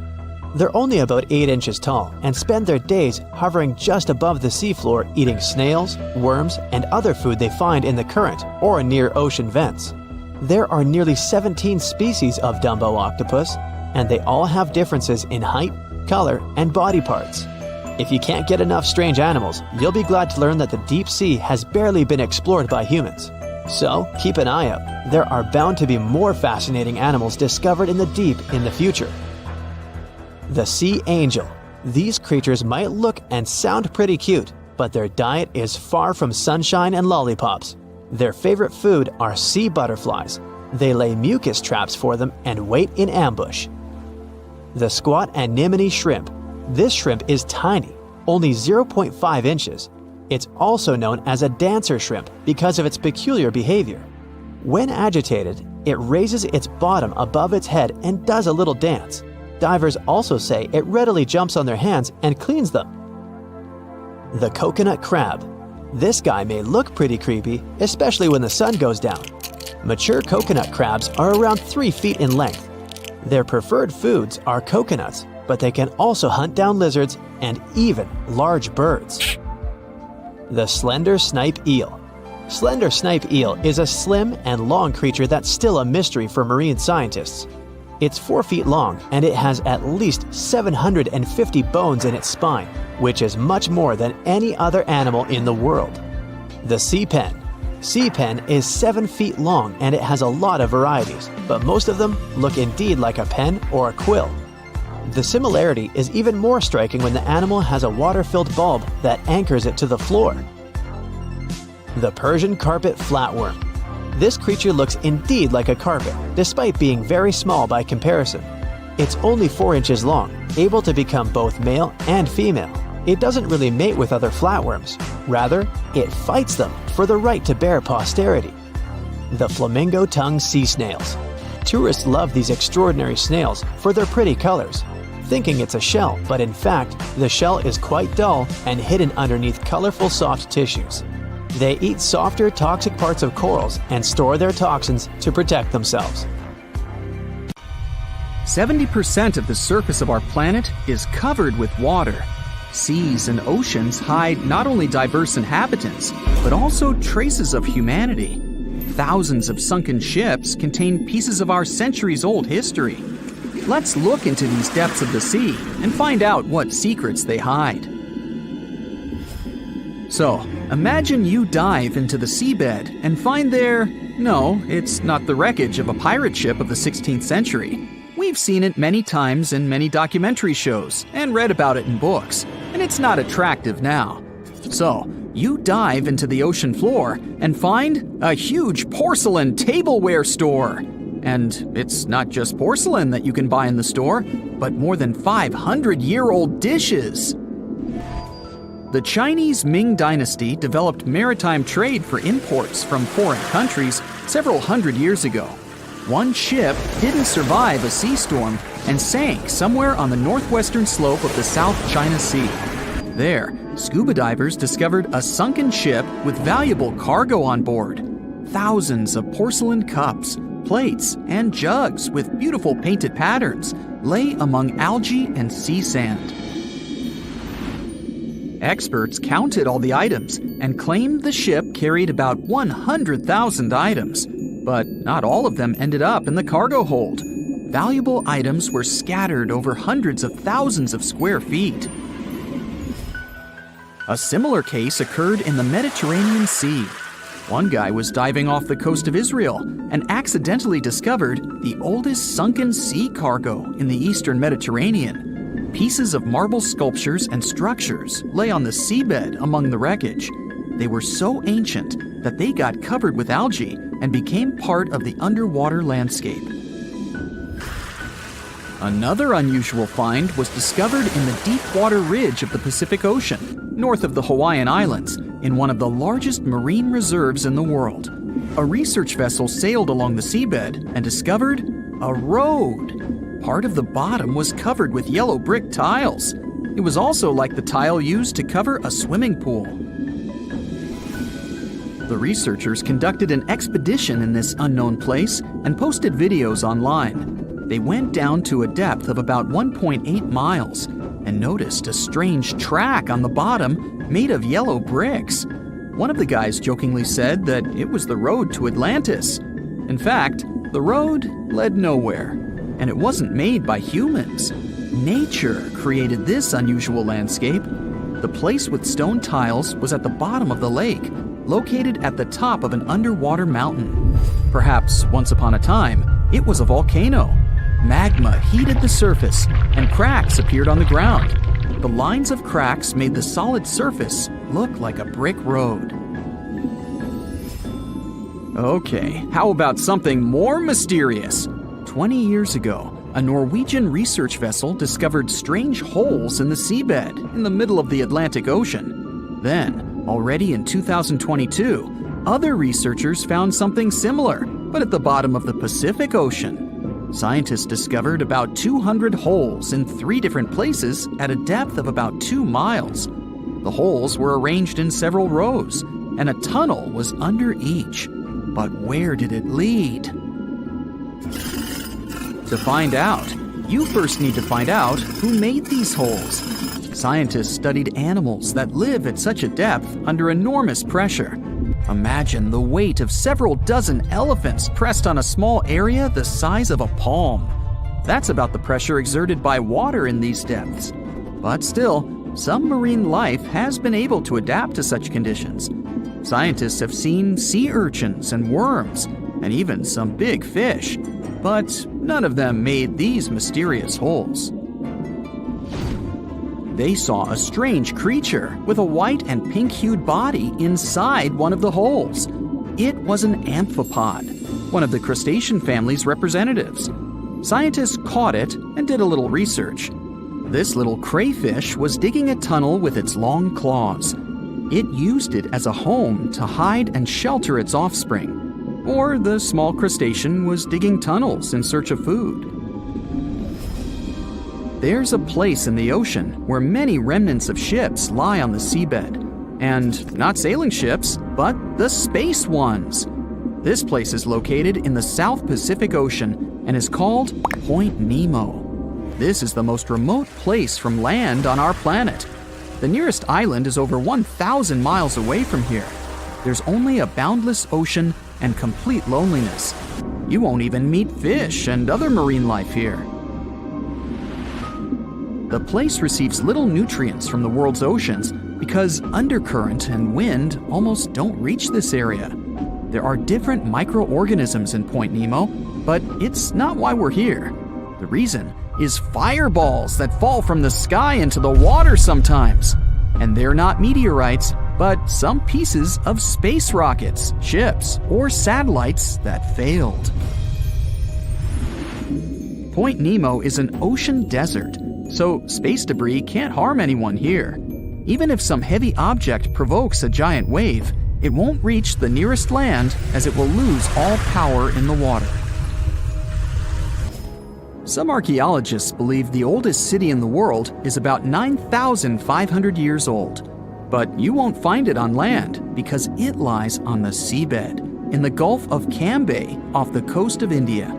Scientists have found many ancient artifacts, such as sculptures, furniture, and other interior items.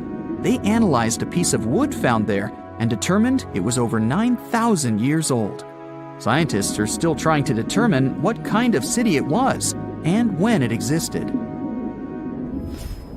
Tutankhamun's tomb is a well-known archaeological find. But what do we know about the burial place of the most recent pharaoh of Egypt? Cleopatra's tomb may lie somewhere in the ancient city of Alexandria. But the problem is that this beautiful city is underwater. After about 1,600 years, it sank to the seabed because of floods and earthquakes, and its ruins were discovered in 1998. Scientists and builders plan to create underwater tunnels on its territory to turn the city into an underwater museum. You can meet an unusual natural phenomenon, brinicles, in the depths of the Arctic and the southern ocean of Antarctica. It looks like an icicle frozen in water, which attracts marine organisms to itself and freezes them.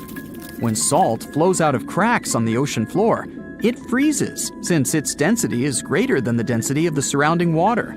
Upon contact with fresh water, it turns into liquid ice and freezes. Starfish, hedgehogs, and crustaceans were stuck there as this salt froze them. Famous Stonehenge has a double underwater. At the bottom of Lake Michigan, at a depth of about 40 feet, scientists found several rectangular stones arranged in a circle, just like the famous ancient monument of England. On one of the stones, scientists noticed something similar to the image of a mastodon, an elephant-like animal that became extinct more than 10,000 years ago. Despite the apparent similarities with Stonehenge, some scientists believe that nature could make this monument. In 2012, Scientists found a strange object similar to an extraterrestrial spacecraft on the Baltic Lake floor. This stone object had tunnels and staircases around it. When the photo of the find hit the internet, many newspapers began to write that it was something from another planet. But scientists analyzed the artifact and said there was nothing extraterrestrial in it.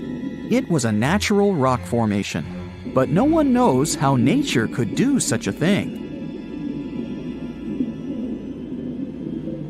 How heavy is the largest living snake? How can a snake eat a whale? Get ready, I'm about to answer these questions. Before the last ice age, giant mammals like mammoths ruled the world.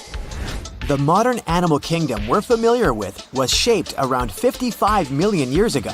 I mean, there were still 1,000-pound bear dogs living from Asia to America. But modern whales, for instance, began to appear later. I'm saying modern whales because, surprise, surprise, whales weren't always fully aquatic. The ancestors of the ocean's biggest animals once walked on dry land. They had 4 legs and lived on the coast. Now, I want to introduce you to a snake that used to eat these whales, the Paleophis, a genus of a marine snake. Scientists say it's hard to understand how big the Paleophis was due to its fragmentary fossil record. They assumed that it could have reached up to 40 feet long. Its fossils were found in different parts of the world, from England to Morocco and Virginia, USA. The Paleophis is extinct now, and sea snakes today are only about a quarter of the size this majestic creature used to be. So no need to worry about this underwater monster. But there once was an even bigger snake, the Titan boa.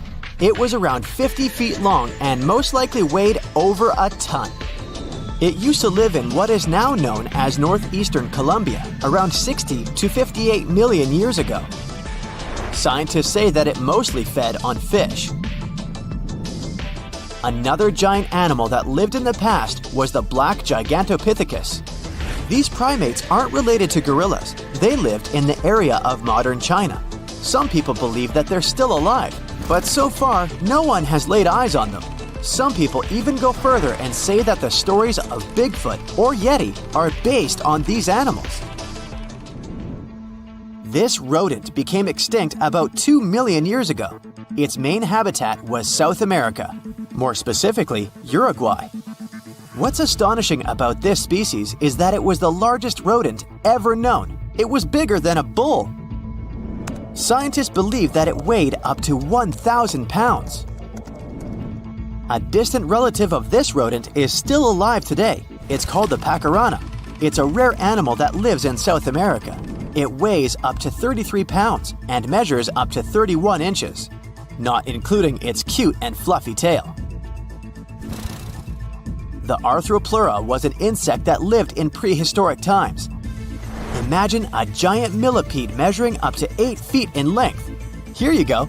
It was one of the largest land animals of its era, about 315 million years ago. The Arthropleura's shell was covered with tough plates. These plates were there to protect the creature from damage. Most of the time, it burrowed into the ground to avoid becoming some other animal's dinner. Meet the megalodon. Millions of years ago, this shark lived in the ocean and ate other marine creatures. It had wide teeth, and its jaws were so powerful that the animal could finish off its prey with the force of its bite. It was one of the largest sharks to ever exist. Yet, this predator also went extinct. Scientists don't really know the reason. This made me wonder why animals were so big in the past. Nowadays, smaller creatures flee or hide from predators. But apparently, it wasn't like this before. Many centuries ago, animals didn't just run or hide, they fought back. Research suggests that this behavior may have been the most important motivation for prey to grow bigger. A study compared the skulls of ancient animals to those of their modern peers. The skulls of predatory animals have become shorter and narrower, while the skulls of the animals they hunted have become longer and broader. This means that predators learned to become experts in hunting, while prey worked on developing their defense skills. You see, a larger body size was a great advantage because it made it harder for predators to take down the animals they hunted. The bottom line, self-defense made prehistoric animals larger. The second reason why ancient animals were larger is related to their bones. They had hollow bones, which are lighter than solid bones. This type of bone allowed large animals to move quickly. Let's take sauropods. They were a dinosaur subgroup. Sauropods had giraffe-like long necks and snake-like long tails. Compared to their body size, their head was really tiny. But since their bones were quite light, they could move around without having to carry additional weight. The eating habits of these animals were also related to their body size. When experts examined the fossils of one extinct mammal species, they found out that these animals had a diet that was high in nutrients and low in fiber.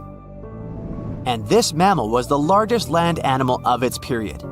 In other words, following this diet, mammals could grow to be very large. There was plenty of food out there, so they didn't have to worry about finding it. Fun fact, these animals also took chewing out of the picture. They could swallow their food in large pieces instead of taking small bites. Environmental conditions also played an important role in the evolution of larger animals in prehistoric times. Those animals tended to live in warm, moist climates that provided them with a lot of food. They didn't have to compete for food sources. Researchers believe that because of these conditions, natural selection worked in a certain way. I mean, body size was more important than such traits as agility and speed. Oh, and did you know that large animals tend to produce more carbon dioxide? And ultimately, a bigger volume of carbon dioxide increases the amount of vegetation in the animal's habitat. As for the abundance of oxygen in the atmosphere at that time, it could be another vital element for some animals' growth. A good but scary example of an animal that benefited from the high levels of oxygen can be the cockroach of the Paleozoic era. At that time, cockroaches were the size of modern house cats. Now this one would give me the chills if I ever faced it. Ugh. What about today? Well, there are over 3,000 species of snakes on Earth. The smallest snake in the world is the Barbados thread snake. It's only around 4 inches long when fully grown, and the largest one? It's the reticulated python. This snake reaches around 20 feet in length. The longest python was discovered in 1912. It measured 32 feet long. As for the largest and heaviest reticulated python, it was named Medusa. Medusa was approximately 25 feet long and weighed 350 pounds. These reptiles lived in Southeast Asia in rainforests, woodlands, and grasslands. Don't be confused though, the reticulated python isn't the heaviest snake in the world. This title belongs to the green anaconda. It weighs approximately 500 pounds. Green anacondas are found in South America and Trinidad in damp, humid areas. I have a bonus for you. Here is a flying snake. You can find these snakes in Southeast Asia. They don't fly like birds, of course, but they do use the power of flight. They can go as high as 300 feet. They leap from tree branches into the air. Once they take off, it's all about aerodynamics. Their main technique is flaring their ribs and pulling in their abdomens. While airborne, they undulate from one side to another and slightly up and down. This motion helps snakes to turn and glide. Why bother with all this if they can just crawl in an old-school way? Scientists aren't sure, but they believe it might be related to escaping from predators. This way, they move from one tree to another without having to get down to the ground. Every now and then, people discover fossils of animals that lived millions of years ago. These ancient discoveries continue to capture our imagination. Which of these animals would you like to see alive? Whale watching is a popular bucket list item, but getting too close to these gorgeous sea creatures isn't the best idea, especially if you don't want to kick the bucket too early. Whales are generally curious and friendly giants, but they can be unpredictable when you cross their personal borders. First of all, they are huge, and one wrong move on their side could flip over your boat or seriously hurt you. Second, they are wild animals, and like any other wild animals, they can carry certain infections they could transfer to you if you get into direct contact. Plus, they have strong parental instincts, so if you approach their young by accident, they might think you want to take them away and will act accordingly. It is only safe to observe whales from the sea when you're accompanied by an experienced expert, both for your own good and for the good of the whale. Now, sometimes whales and dolphins strand themselves on the shore for reasons scientists still can't explain. Quite recently, over 200 whales have been found on a remote beach in Tasmania, Australia. A rescue team rushed to the location to save the whales, half of which were still alive. The rescue operation was really complex due to the remote location. The locals were trying to help the whales, covering them with blankets and pouring buckets of water on them to keep them alive. This mutual effort of regular people and professional rescuers helped save around 100 whales. As to why this happened, one theory says the stranded whales might have had a leader who had some problems with orientation and took the whole pod to the wrong place. The Australian box jellyfish looks just like any other jellyfish you've probably met in the sea. But don't let these creatures deceive you. They're considered the most venomous marine animals. Box jellyfish got its name because it does look a lot like a box. Unlike other kinds of jellyfish that float with the current rather than swim, this creature can reach a decent speed and choose its own direction. And here comes the scariest part. It has tentacles covered with tiny darts loaded with poison. People and animals that get unlucky enough to have a rendezvous with those tentacles face some pretty scary and sometimes even fatal consequences in just a matter of minutes.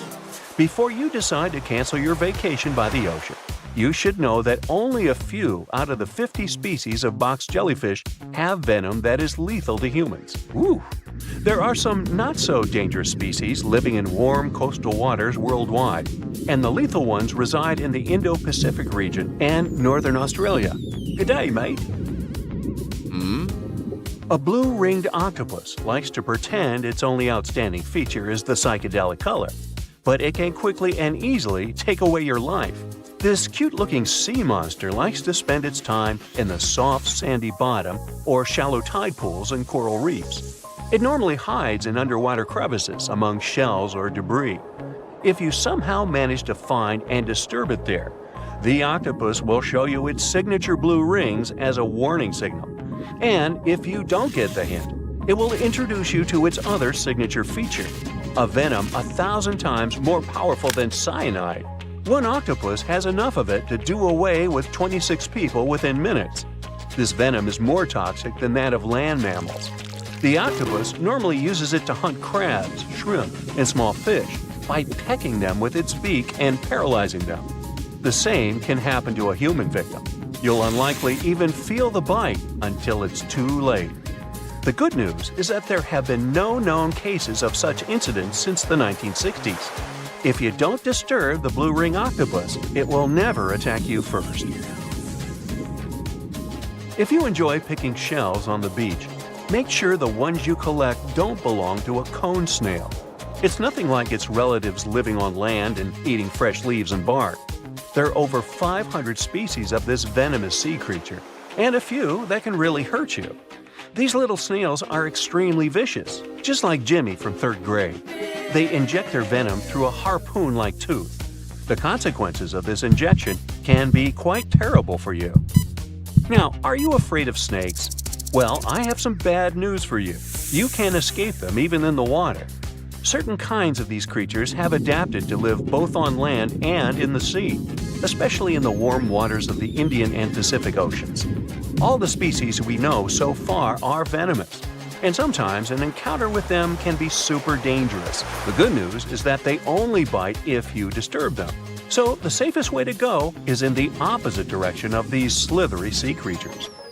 Not only venomous sea creatures present a danger to you while you're in the water, strong earthquakes sometimes cause the formation of massive ocean waves. If they head ashore, they hardly leave anything intact in their way. You know this dangerous sea phenomenon as a tsunami. There is also another type of this natural disaster called a meteotsunami. They're caused by rapid storm systems and pressure changes above the open water. A powerful storm can generate a whole wall of water. Sometimes this wall grows several feet high while it moves through a shallow continental shelf, inlets, or bays. If it gets strong enough, it can damage houses close to the water. It's really tricky to forecast or detect a meteotsunami because it's nearly impossible to tell from a seismic one. It happens much more often than regular tsunamis, especially in the Great Lakes area. Now, the ocean can be dangerous to you, even if you're staying in what seems like safety on the shore. One such unpleasant surprise could be a sneaker wave moving your way. As you can guess from its name, waves like this sneak out on unsuspecting beachgoers. They look average, but turn out to be way bigger and more dangerous than you could imagine. Sneaker waves always appear without warning after smaller waves carry huge amounts of water, sand, and gravel. They're so powerful, they can carry swimmers further away into the ocean. They can swipe you off your feet and into the water when you're casually strolling on a jetty or the beach or on an outcropping nearby. Oregon State University researchers found that sneaker waves form in offshore storms that carry wind energy to the ocean surface. With all that energy, several waves unite and overlap into one beast that stands higher and goes further ashore than a regular wave. Another thing that makes them more dangerous is that they're hard to predict. The logic of regular wave formation doesn't work with them. Square waves, looking like a giant chessboard over the ocean, are the reason many people visit the Isle of Ré off the western coast of France. If you visit it, you'll notice plenty of signs warning you to stay away from the water once you notice the unusual pattern. The safest way to observe it is from high up places like nearby lighthouses. If you decide to stay in the water, the strong currents coming from two directions can literally sweep you off your feet. Generally, waves can travel many miles over the surface of the water, depending on local winds and weather. And even on days when the weather seems somewhat calm, storms located elsewhere can send in crashing waves that affect the surrounding calm waters. When waves travel onto the shores of distant lands, they're called swells. This is different from a wave that occurs from the local wind. When two different swells coming from opposite directions meet, it's known as a cross sea. This is what generates these square waves that you see near the Isle of Ré. The cross-sea phenomenon can appear in different locations around the world. The Isle of Ré is one of them, thanks to specific wind and weather patterns that create the perfect storm, which makes this cross-sea so beautiful and well recognizable. Well, wasn't that swell? Swell? Never mind. There are plenty of fish in the sea. Some of them look totally like Nemo or Dory. Then there's the butterfly fish and fancy guppy, which is indeed really fancy. And then there's... what on earth is that? I would definitely not pay for a diving experience to see this guy. The anglerfish has the unofficial title of the ugliest animal in the world, but I wouldn't dare to break that news to it. There are more than 200 species of anglerfish currently swimming somewhere in the gloomy depths of the Atlantic and Antarctic Oceans, up to a mile below the surface. Some of them prefer different living conditions, the shallow tropical environments. Different kinds of anglerfish vary in shape and size, from the famous black sea devil to frogfish, monkfish, footballfish, goosefish, batfish, and sea toad. The larger ones can be half as long as a full-sized bed, but most are less than a foot long. Since the choice of meals where these guys live isn't that huge, they had to come up with a unique hunting strategy. They don't waste their priceless life energy on following prospective prey. Instead, they use a piece of dorsal spine that sticks above their mouths like a fishing pole, hence the name of the fish. There's a sac of bioluminescent bacteria that glows brightly in the dark at the end of that rod. The light lures prey, and all the anglerfish has to do is wait, and then enjoy its lunch delivered right to its mouth. Their bodies are pliable and huge, so they can easily swallow prey twice their size. Deep-sea anglerfish eat whatever they can find. Species that live in more shallow water aren't picky either. and can eat anything from shrimp to snails and small fish. Only female anglerfish have the cool fishing rod feature though. So what about their males? Finding a soulmate deep under the sea isn't that easy. I mean, literally, there's no light down there. Plus, there are frigid temperatures and low oxygen levels. Anglerfish can't afford to go on many dates in those conditions, so they mate for life. And before you go aw about it, I have to tell you, they do it in quite a special way. Male anglerfish are much smaller than their ladies. The contrast is so striking that when researchers first got interested in their love life, they thought those males were actually the offspring, or larvae, hanging out next to their moms. Certain anglerfish male species have receptors that alert them that there's a female nearby. After they mate, the male bites into his woman and stays attached to her head, belly, near her tail, and other areas he can access. While they morph together forever, the female fish gets the male's cells, DNA, and reproductive organs, but loses her immune response cells. The male gets free permanent housing and nutrition. Given the current real estate prices, it sounds like a dream. But that accommodation is shared by up to 8 males, and they can't move out if they ever feel like it. You're unlikely to meet this deep-sea fish in real life, but if you meet an anglerfish in your favorite video game, remember that you can easily outswim it and make it kinder to you with tranquilizing arrows. Once you befriend it, the anglerfish can be your scout and help you discover new areas with its bioluminescent pods. Back in the real world, down in the twilight zone of the ocean, about 650 to 3,300 feet down, the anglerfish isn't the only creature you're lucky you'll probably never meet. Many of the locals look like they come straight out of science fiction or horror movies, but that's because they had to adapt to this dark, deep world. I did my best to get you prepared for the creatures you're going to meet, starting with the common fangtooth. They spend most of their lives deep down, but at night, they move toward the surface to snack. These guys are more active than most other deep-sea dwellers. They don't wait for food to come their way, but actually follow it, and then get it with their long, hungry teeth. They don't have a built-in light bulb like the anglerfish, so they've developed a great sense of smell and use as much sunlight as they can get there in the depth to get around. Sometimes, even the shadow of a passing by prospective prey is enough for them to switch to action mode. And though they don't look too charming, they're completely harmless to humans if you ever run into one of these guys. Stoplight Loosejaw sounds like a great name for an alternative band, but it's actually another deep-sea resident with sneaky hunting habits. It has special light-producing photophores under each eye. They emit green and red light like a stoplight, hence the name of the fish. Unlike other fish, these guys hardly ever leave the twilight and midnight zones. Their lower jaw is a quarter of the total body length, and the stoplight keeps it open all the time, hoping to get some lunch. It looks like a ferocious predator, but mostly prefers zooplankton with an occasional dessert of shrimp, krill, and fish. I'm sure you didn't expect to meet a hybrid of an eel and a bird, but here it is! The slender snipe eel has a beak, much like that of a bird, with curving tips. The beak is equipped with tiny hooked teeth that the eels use to catch the antennae of delicious shrimp. And it sure is slender, stretching up to 5 feet and weighing only a few ounces.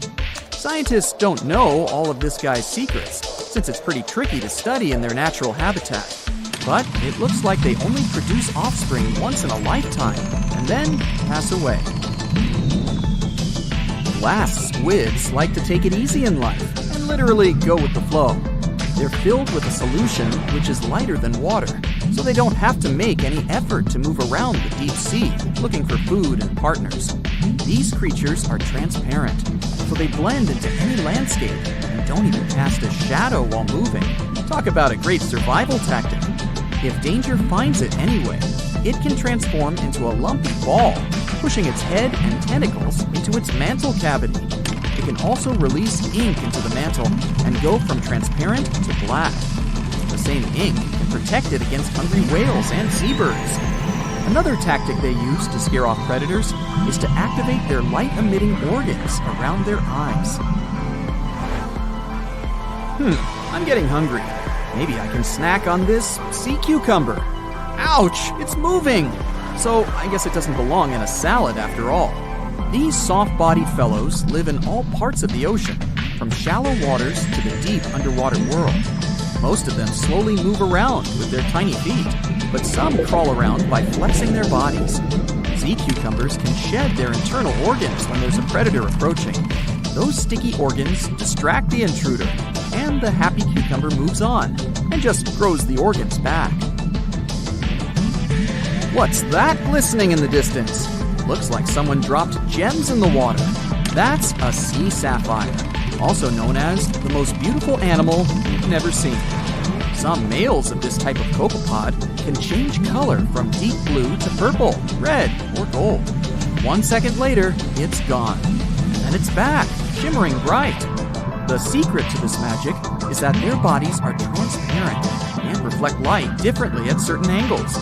It looks like it's their way of communicating between each other and attracting mates.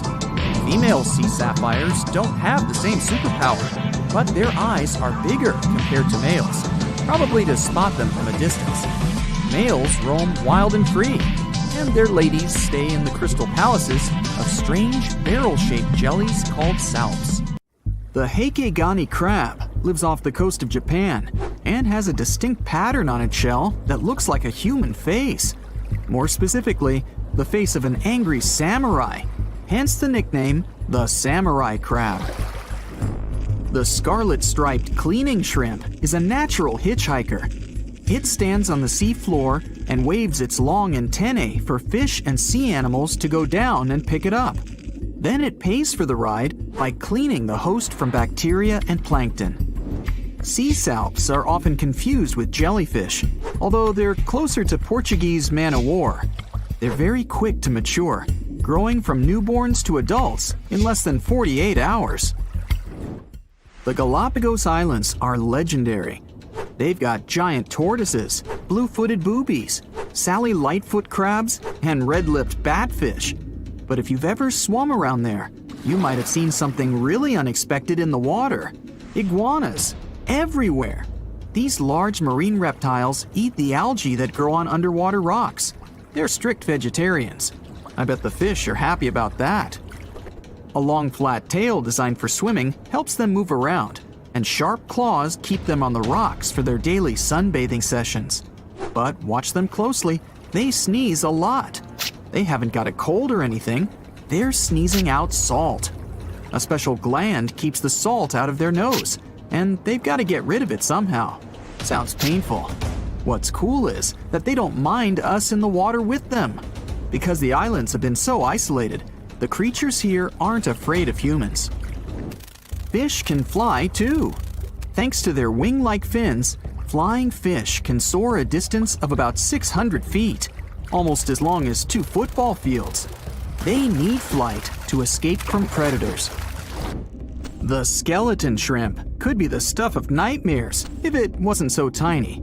As it is, it looks like a stick insect, but almost completely transparent. This creature looks more like a fish from a horror movie than from Earth's oceans.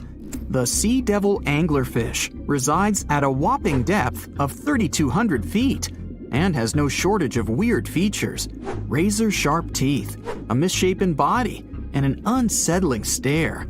But perhaps the creepiest thing about the sea devil anglerfish is the way it catches its prey. It has a fishing rod type appendage on its forehead that has a glowing light attached to the end to attract animals. Once these animals come close enough to the light, bam, they're captured by the sea devil's massive jaws. These guys are even capable of eating prey larger than they are, so their eyes aren't bigger than their stomachs. Starfish can cover their prey with their stomachs and eat it outside its body. Then, they simply bring their stomachs back inside. Well, that's handy. Their relatives, sea cucumbers, can do the same party trick, except that they leave part of their guts behind to scare their attacker. It's okay. the missing parts quickly grow back. Cockatoo squids, or glass squids, are a large genus whose members can reach quite impressive size. Yet, one thing they have in common is that their bodies are transparent, and the internal organs glow in the dark. Despite the hairy octopus looking like it's forgotten to comb its hair in the morning, it's actually its skin that's sticking in every direction. Other sea creatures have a harder time realizing where the octopus itself is this way, I guess. The hairy squat lobster lives in reefs, hiding from its enemies in crevices. If you're lucky to see it, you'll instantly notice the drastic difference between its whitish hairs and vibrant pink and violet claws. If you step on a sea urchin, you're gonna know right away. Look at those spikes. While they're not aggressive, they've got a great defense going against any creature that wants to eat them. Venomous spikes and a poisonous bite. Pick your poison, literally.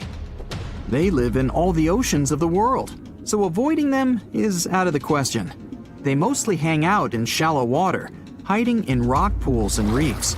So, unmindful people step on them a lot. The long venomous spikes of the urchin look like needles. They feel like them too. They can go in quite deep. Plus, they release a strong toxin. So, what's the cure?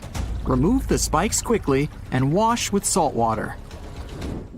Sea turtles are constantly crying. They're not sad or anything. The weeping is only because they excrete excess salts from their body through their tears. Box jellyfish tentacles grow up to 10 feet long, and each tentacle has 5,000 stinging cells. Not bad for a creature that's mostly just water. Their venom is strong enough to paralyze anything they want to eat. Now, if you happen to get stung, it's going to hurt a lot. Its toxins contain proteins that affect the heart, skin cells, and even our nervous system. No wonder it's considered one of the most dangerous creatures on the planet. I wouldn't recommend using sunscreen, soda, coffee, or other older methods. They don't work. Your best bet is some good old-fashioned seawater. Looks like jellyfish are the rulers of the ocean, not sharks. The margin sea lizard isn't an actual lizard. It's a kind of sea slug that dwells close to the water surface. It swims upside down and somersaults to get food. And let's admit, it looks very cute. When some foreign object gets into an oyster's shell, be it a grain of sand, a parasite, or garbage, the thing irritates the mollusk's inner walls. Since the animal can't spit the item out, it envelops it in thin layers that separate from the body. These pearlescent layers accumulate until they form a round pearl. In the past, people believed that pearls were the tears of mermaids. Now we know they're just some decorated debris. Dolphins have highly developed communication. They call each other by name. Each dolphin responds to a specific sound. Mostly they say, "Stop calling me Flipper." The orca is the largest of dolphin species, and they actually have different cultures. Two orcas from different social groups won't even understand each other's language. They're the only animal known to do this. I wonder if they developed any Google Translate for dolphins. The banded shrimp, or banded boxing shrimp, was really aptly named. It's got bands of color all over its body and always stands in a boxer-like, ready-to-strike pose. The brown-lined paper bubble is another sea slug, and it definitely looks like one. It's got a special ability, though. It can quickly burrow holes in the sea floor, hiding from enemies inside them.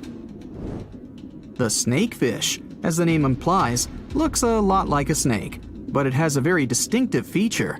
It can walk on its fins. Thanks to this peculiarity, it easily crawls from one waterbed to another, choosing habitats more to its liking. On the way, a snakefish can get hungry, for sure, so it often munches on small birds and rodents. It can grow quite big, though, and hunt even larger animals. How much weirder can it get than to walk through the woods and suddenly see a huge and toothy fish stalking some rabbit? The alligator snapping turtle catches its prey by going fishing. Its tongue looks like a worm.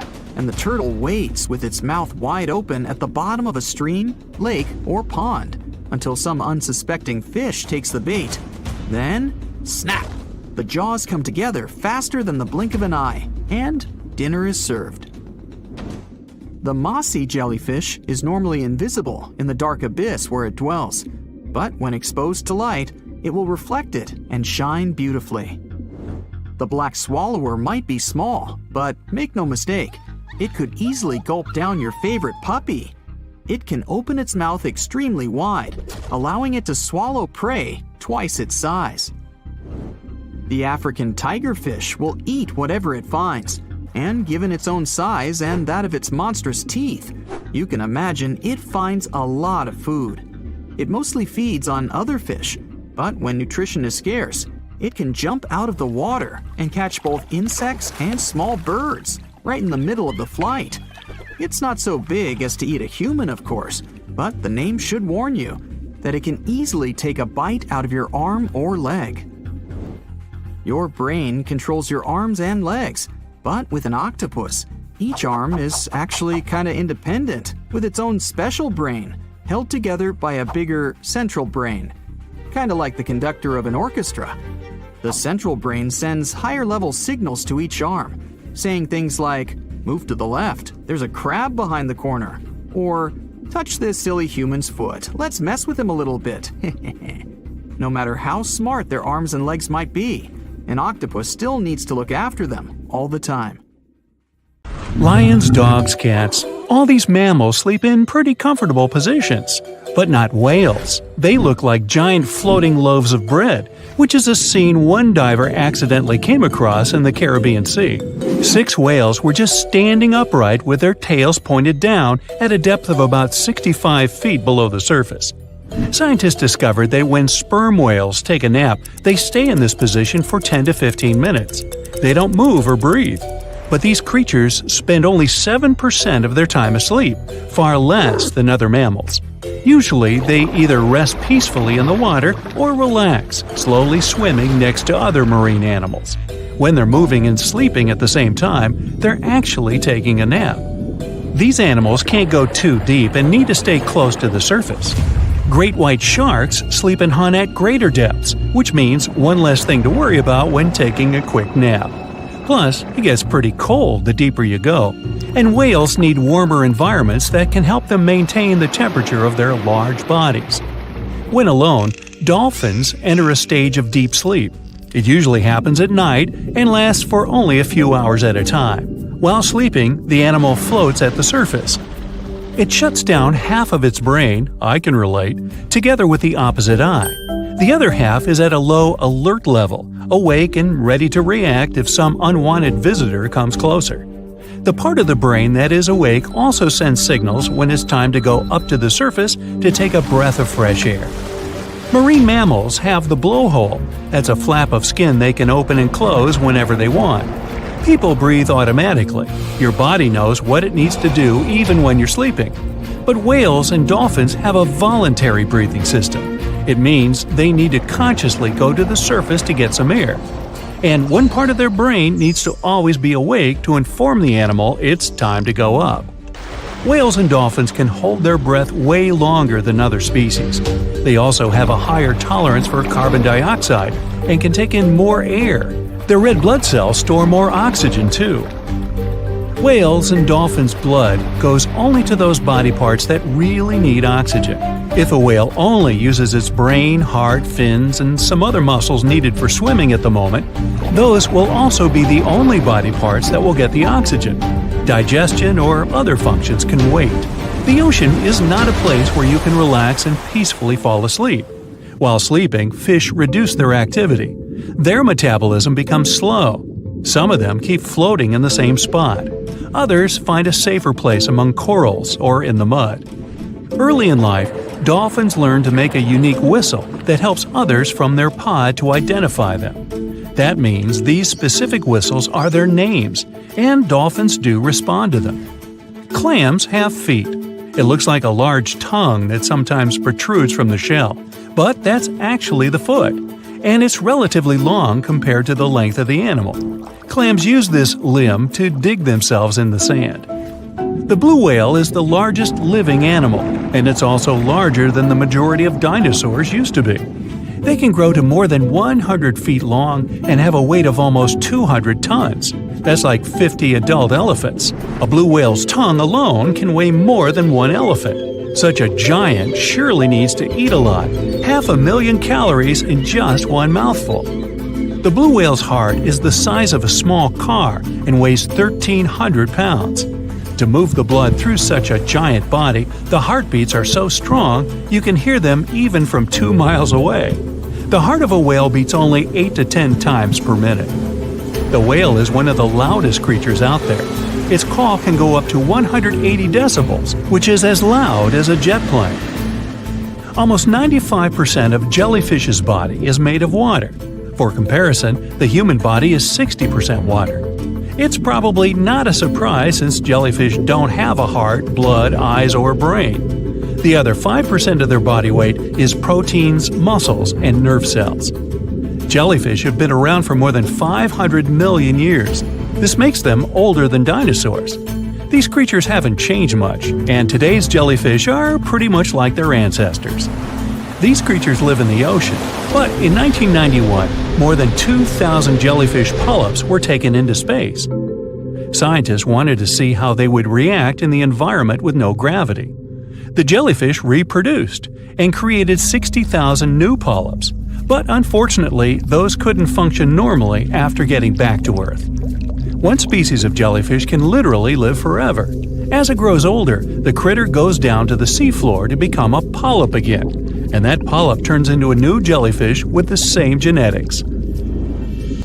Greenland sharks can live 500 years.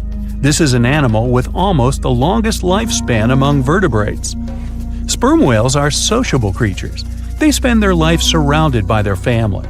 These animals support one another and have close friends they remember well, even if they don't see each other for a long time. Electric eels have small eyes that are not so effective in environments with no light, so they mostly rely on their electric organs. Those consist of 6,000 cells. Eels use them to stow power, similar to batteries. These creatures use electricity like bats use their radars or dolphins their sonar. An eel can also produce enough electricity to power a panel of light bulbs. There's a small tropical archer fish that can learn to recognize human faces. This fish has an interesting ability to spit small jets of water from its mouth. Researchers showed the fish the image of 2 different faces placed side by side. One was unknown and the other was familiar. The fish was supposed to spit water at the familiar one. The creature took the right guess more than 80% of the time. Every year in the winter, great white sharks that live along the California coastline disappear. It feels as if they take a vacation for 30 to 40 days. The animals go to a point halfway between Hawaii and Mexico. They might do it to get some food, relax, or hang out with their buddies from other areas. The spot is now called the Whale Shark Cafe. Some types of sharks, like makos, whale sharks, or white sharks, breathe in a very specific way. It requires them to swim all the time. They also need to move quickly and with their mouth open. This way, the oxygen can enter and reach their gills. Sea sponges are some of the most primitive animals. They're immobile, don't have a mouth, eyes, bones, brain, heart, lungs, or any other organ whatsoever. And still, they're alive. There's such a thing as a sea unicorn. That's an animal called the narwhal. Its horn is actually a tooth that can grow up to 10 feet long. Manatees, also known as sea cows, are distant relatives of elephants. Their weight can go up to 1,000 pounds. These creatures are vegetarian and need to eat around 10% of their total weight on a daily basis. That's lots of sea salad. In some cases, manatees share space with alligators, but they get along pretty well. You can even find a photo from Florida where an alligator rides a manatee's back. Frogfish have special fins that help these creatures walk along the sand. They're very useful in shallow waters. A ghost pipefish is hard to see, but once you spot it, you're bound to get really surprised. Its head makes up over 40% of its body. Crabs don't feel like wasting time on such formalities as putting foods in their mouth. That's why they taste it with their feet, which is where their taste buds are. Marine iguanas are the only lizards on our planet that like spending time in the ocean, even though they mainly live on land. They're herbivores that feed in shallow waters and swim like snakes. Iguanas use their long claws to hold on to the bottom when they need to graze. Green turtles can cross over 1,400 miles when migrating. They try to find the perfect spot to lay their eggs. Penguins sort of fly when they're underwater, reaching a speed of 25 miles per hour. More than 5 million years ago, I've heard, I wasn't around then, deep-sea worms and humans had a common ancestor. So we still share 70% of our genes with these creatures, and with sea stars, squid, and octopuses. The ocean covers over 70% of our planet, and over 80% of it is unexplored. More than 1 million species live there. But there are not only animals, 3 million shipwrecks are lying all over the ocean floor, hiding mysterious stories. Many of them are yet to be discovered. How heavy is the largest living snake? How can a snake eat a whale? Get ready, I'm about to answer these questions. Before the last ice age, giant mammals like mammoths ruled the world. The modern animal kingdom we're familiar with was shaped around 55 million years ago. I mean, there were still 1,000-pound bear dogs living from Asia to America. But modern whales, for instance, began to appear later. I'm saying modern whales because, surprise, surprise, whales weren't always fully aquatic. The ancestors of the ocean's biggest animals once walked on dry land. They had 4 legs and lived on the coast. Now, I want to introduce you to a snake that used to eat these whales, the Paleophis, a genus of a marine snake. Scientists say it's hard to understand how big the Paleophis was due to its fragmentary fossil record. They assumed that it could have reached up to 40 feet long. Its fossils were found in different parts of the world, from England to Morocco and Virginia, USA. The Paleophis is extinct now, and sea snakes today are only about a quarter of the size this majestic creature used to be. So no need to worry about this underwater monster. But there once was an even bigger snake, the Titan boa. It was around 50 feet long and most likely weighed over a ton. It used to live in what is now known as northeastern Colombia, around 60 to 58 million years ago. Scientists say that it mostly fed on fish. Another giant animal that lived in the past was the black Gigantopithecus. These primates aren't related to gorillas. They lived in the area of modern China. Some people believe that they're still alive, but so far, no one has laid eyes on them. Some people even go further and say that the stories of Bigfoot or Yeti are based on these animals. This rodent became extinct about 2 million years ago. Its main habitat was South America, more specifically, Uruguay. What's astonishing about this species is that it was the largest rodent ever known. It was bigger than a bull. Scientists believe that it weighed up to 1,000 pounds. A distant relative of this rodent is still alive today. It's called the pacarana. It's a rare animal that lives in South America. It weighs up to 33 pounds and measures up to 31 inches, not including its cute and fluffy tail. The Arthropleura was an insect that lived in prehistoric times. Imagine a giant millipede measuring up to 8 feet in length. Here you go. It was one of the largest land animals of its era, about 315 million years ago. The Arthropleura's shell was covered with tough plates. These plates were there to protect the creature from damage. Most of the time, it burrowed into the ground to avoid becoming some other animal's dinner. Meet the megalodon. Millions of years ago, this shark lived in the ocean and ate other marine creatures. It had wide teeth, and its jaws were so powerful that the animal could finish off its prey with the force of its bite. It was one of the largest sharks to ever exist, yet This predator also went extinct. Scientists don't really know the reason. This made me wonder why animals were so big in the past. Nowadays, smaller creatures flee or hide from predators. But apparently, it wasn't like this before. Many centuries ago, animals didn't just run or hide, they fought back. Research suggests that this behavior may have been the most important motivation for prey to grow bigger. A study compared the skulls of ancient animals to those of their modern peers. The skulls of predatory animals have become shorter and narrower, while the skulls of the animals they hunted have become longer and broader. This means that predators learned to become experts in hunting, while prey worked on developing their defense skills. You see, a larger body size was a great advantage because it made it harder for predators to take down the animals they hunted. The bottom line, self-defense made prehistoric animals larger. The second reason why ancient animals were larger is related to their bones. They had hollow bones, which are lighter than solid bones. This type of bone allowed large animals to move quickly. Let's take sauropods. They were a dinosaur subgroup. Sauropods had giraffe-like long necks and snake-like long tails.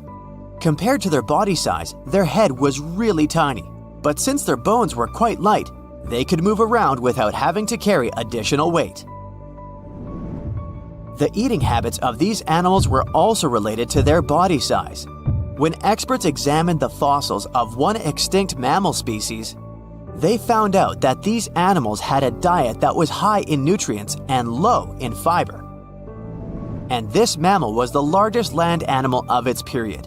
In other words, following this diet, mammals could grow to be very large. There was plenty of food out there, so they didn't have to worry about finding it.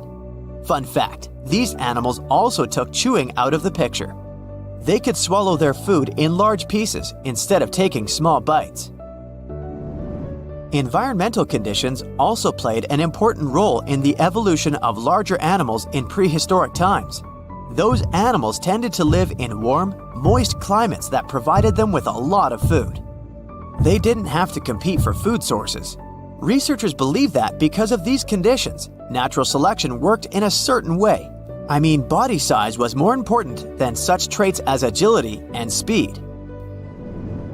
Oh, and did you know that large animals tend to produce more carbon dioxide? And ultimately, a bigger volume of carbon dioxide increases the amount of vegetation in the animal's habitat. As for the abundance of oxygen in the atmosphere at that time, it could be another vital element for some animals' growth. A good but scary example of an animal that benefited from the high levels of oxygen can be the cockroach of the Paleozoic era. At that time, cockroaches were the size of modern house cats. Now this one would give me the chills if I ever faced it. Ugh. What about today? Well, there are over 3,000 species of snakes on Earth. The smallest snake in the world is the Barbados thread snake. It's only around 4 inches long when fully grown, and the largest one? It's the reticulated python. This snake reaches around 20 feet in length. The longest python was discovered in 1912. It measured 32 feet long. As for the largest and heaviest reticulated python, it was named Medusa. Medusa was approximately 25 feet long and weighed 350 pounds. These reptiles lived in Southeast Asia in rainforests, woodlands, and grasslands. Don't be confused though, the reticulated python isn't the heaviest snake in the world. This title belongs to the green anaconda. It weighs approximately 500 pounds. Green anacondas are found in South America and Trinidad in damp, humid areas. I have a bonus for you. Here is a flying snake. You can find these snakes in Southeast Asia. They don't fly like birds, of course, but they do use the power of flight. They can go as high as 300 feet. They leap from tree branches into the air. Once they take off, it's all about aerodynamics. Their main technique is flaring their ribs and pulling in their abdomens. While airborne, they undulate from one side to another and slightly up and down. This motion helps snakes to turn and glide. Why bother with all this if they can just crawl in an old-school way? Scientists aren't sure, but they believe it might be related to escaping from predators. This way, they move from one tree to another without having to get down to the ground. Every now and then, people discover fossils of animals that lived millions of years ago. These ancient discoveries continue to capture our imagination. Which of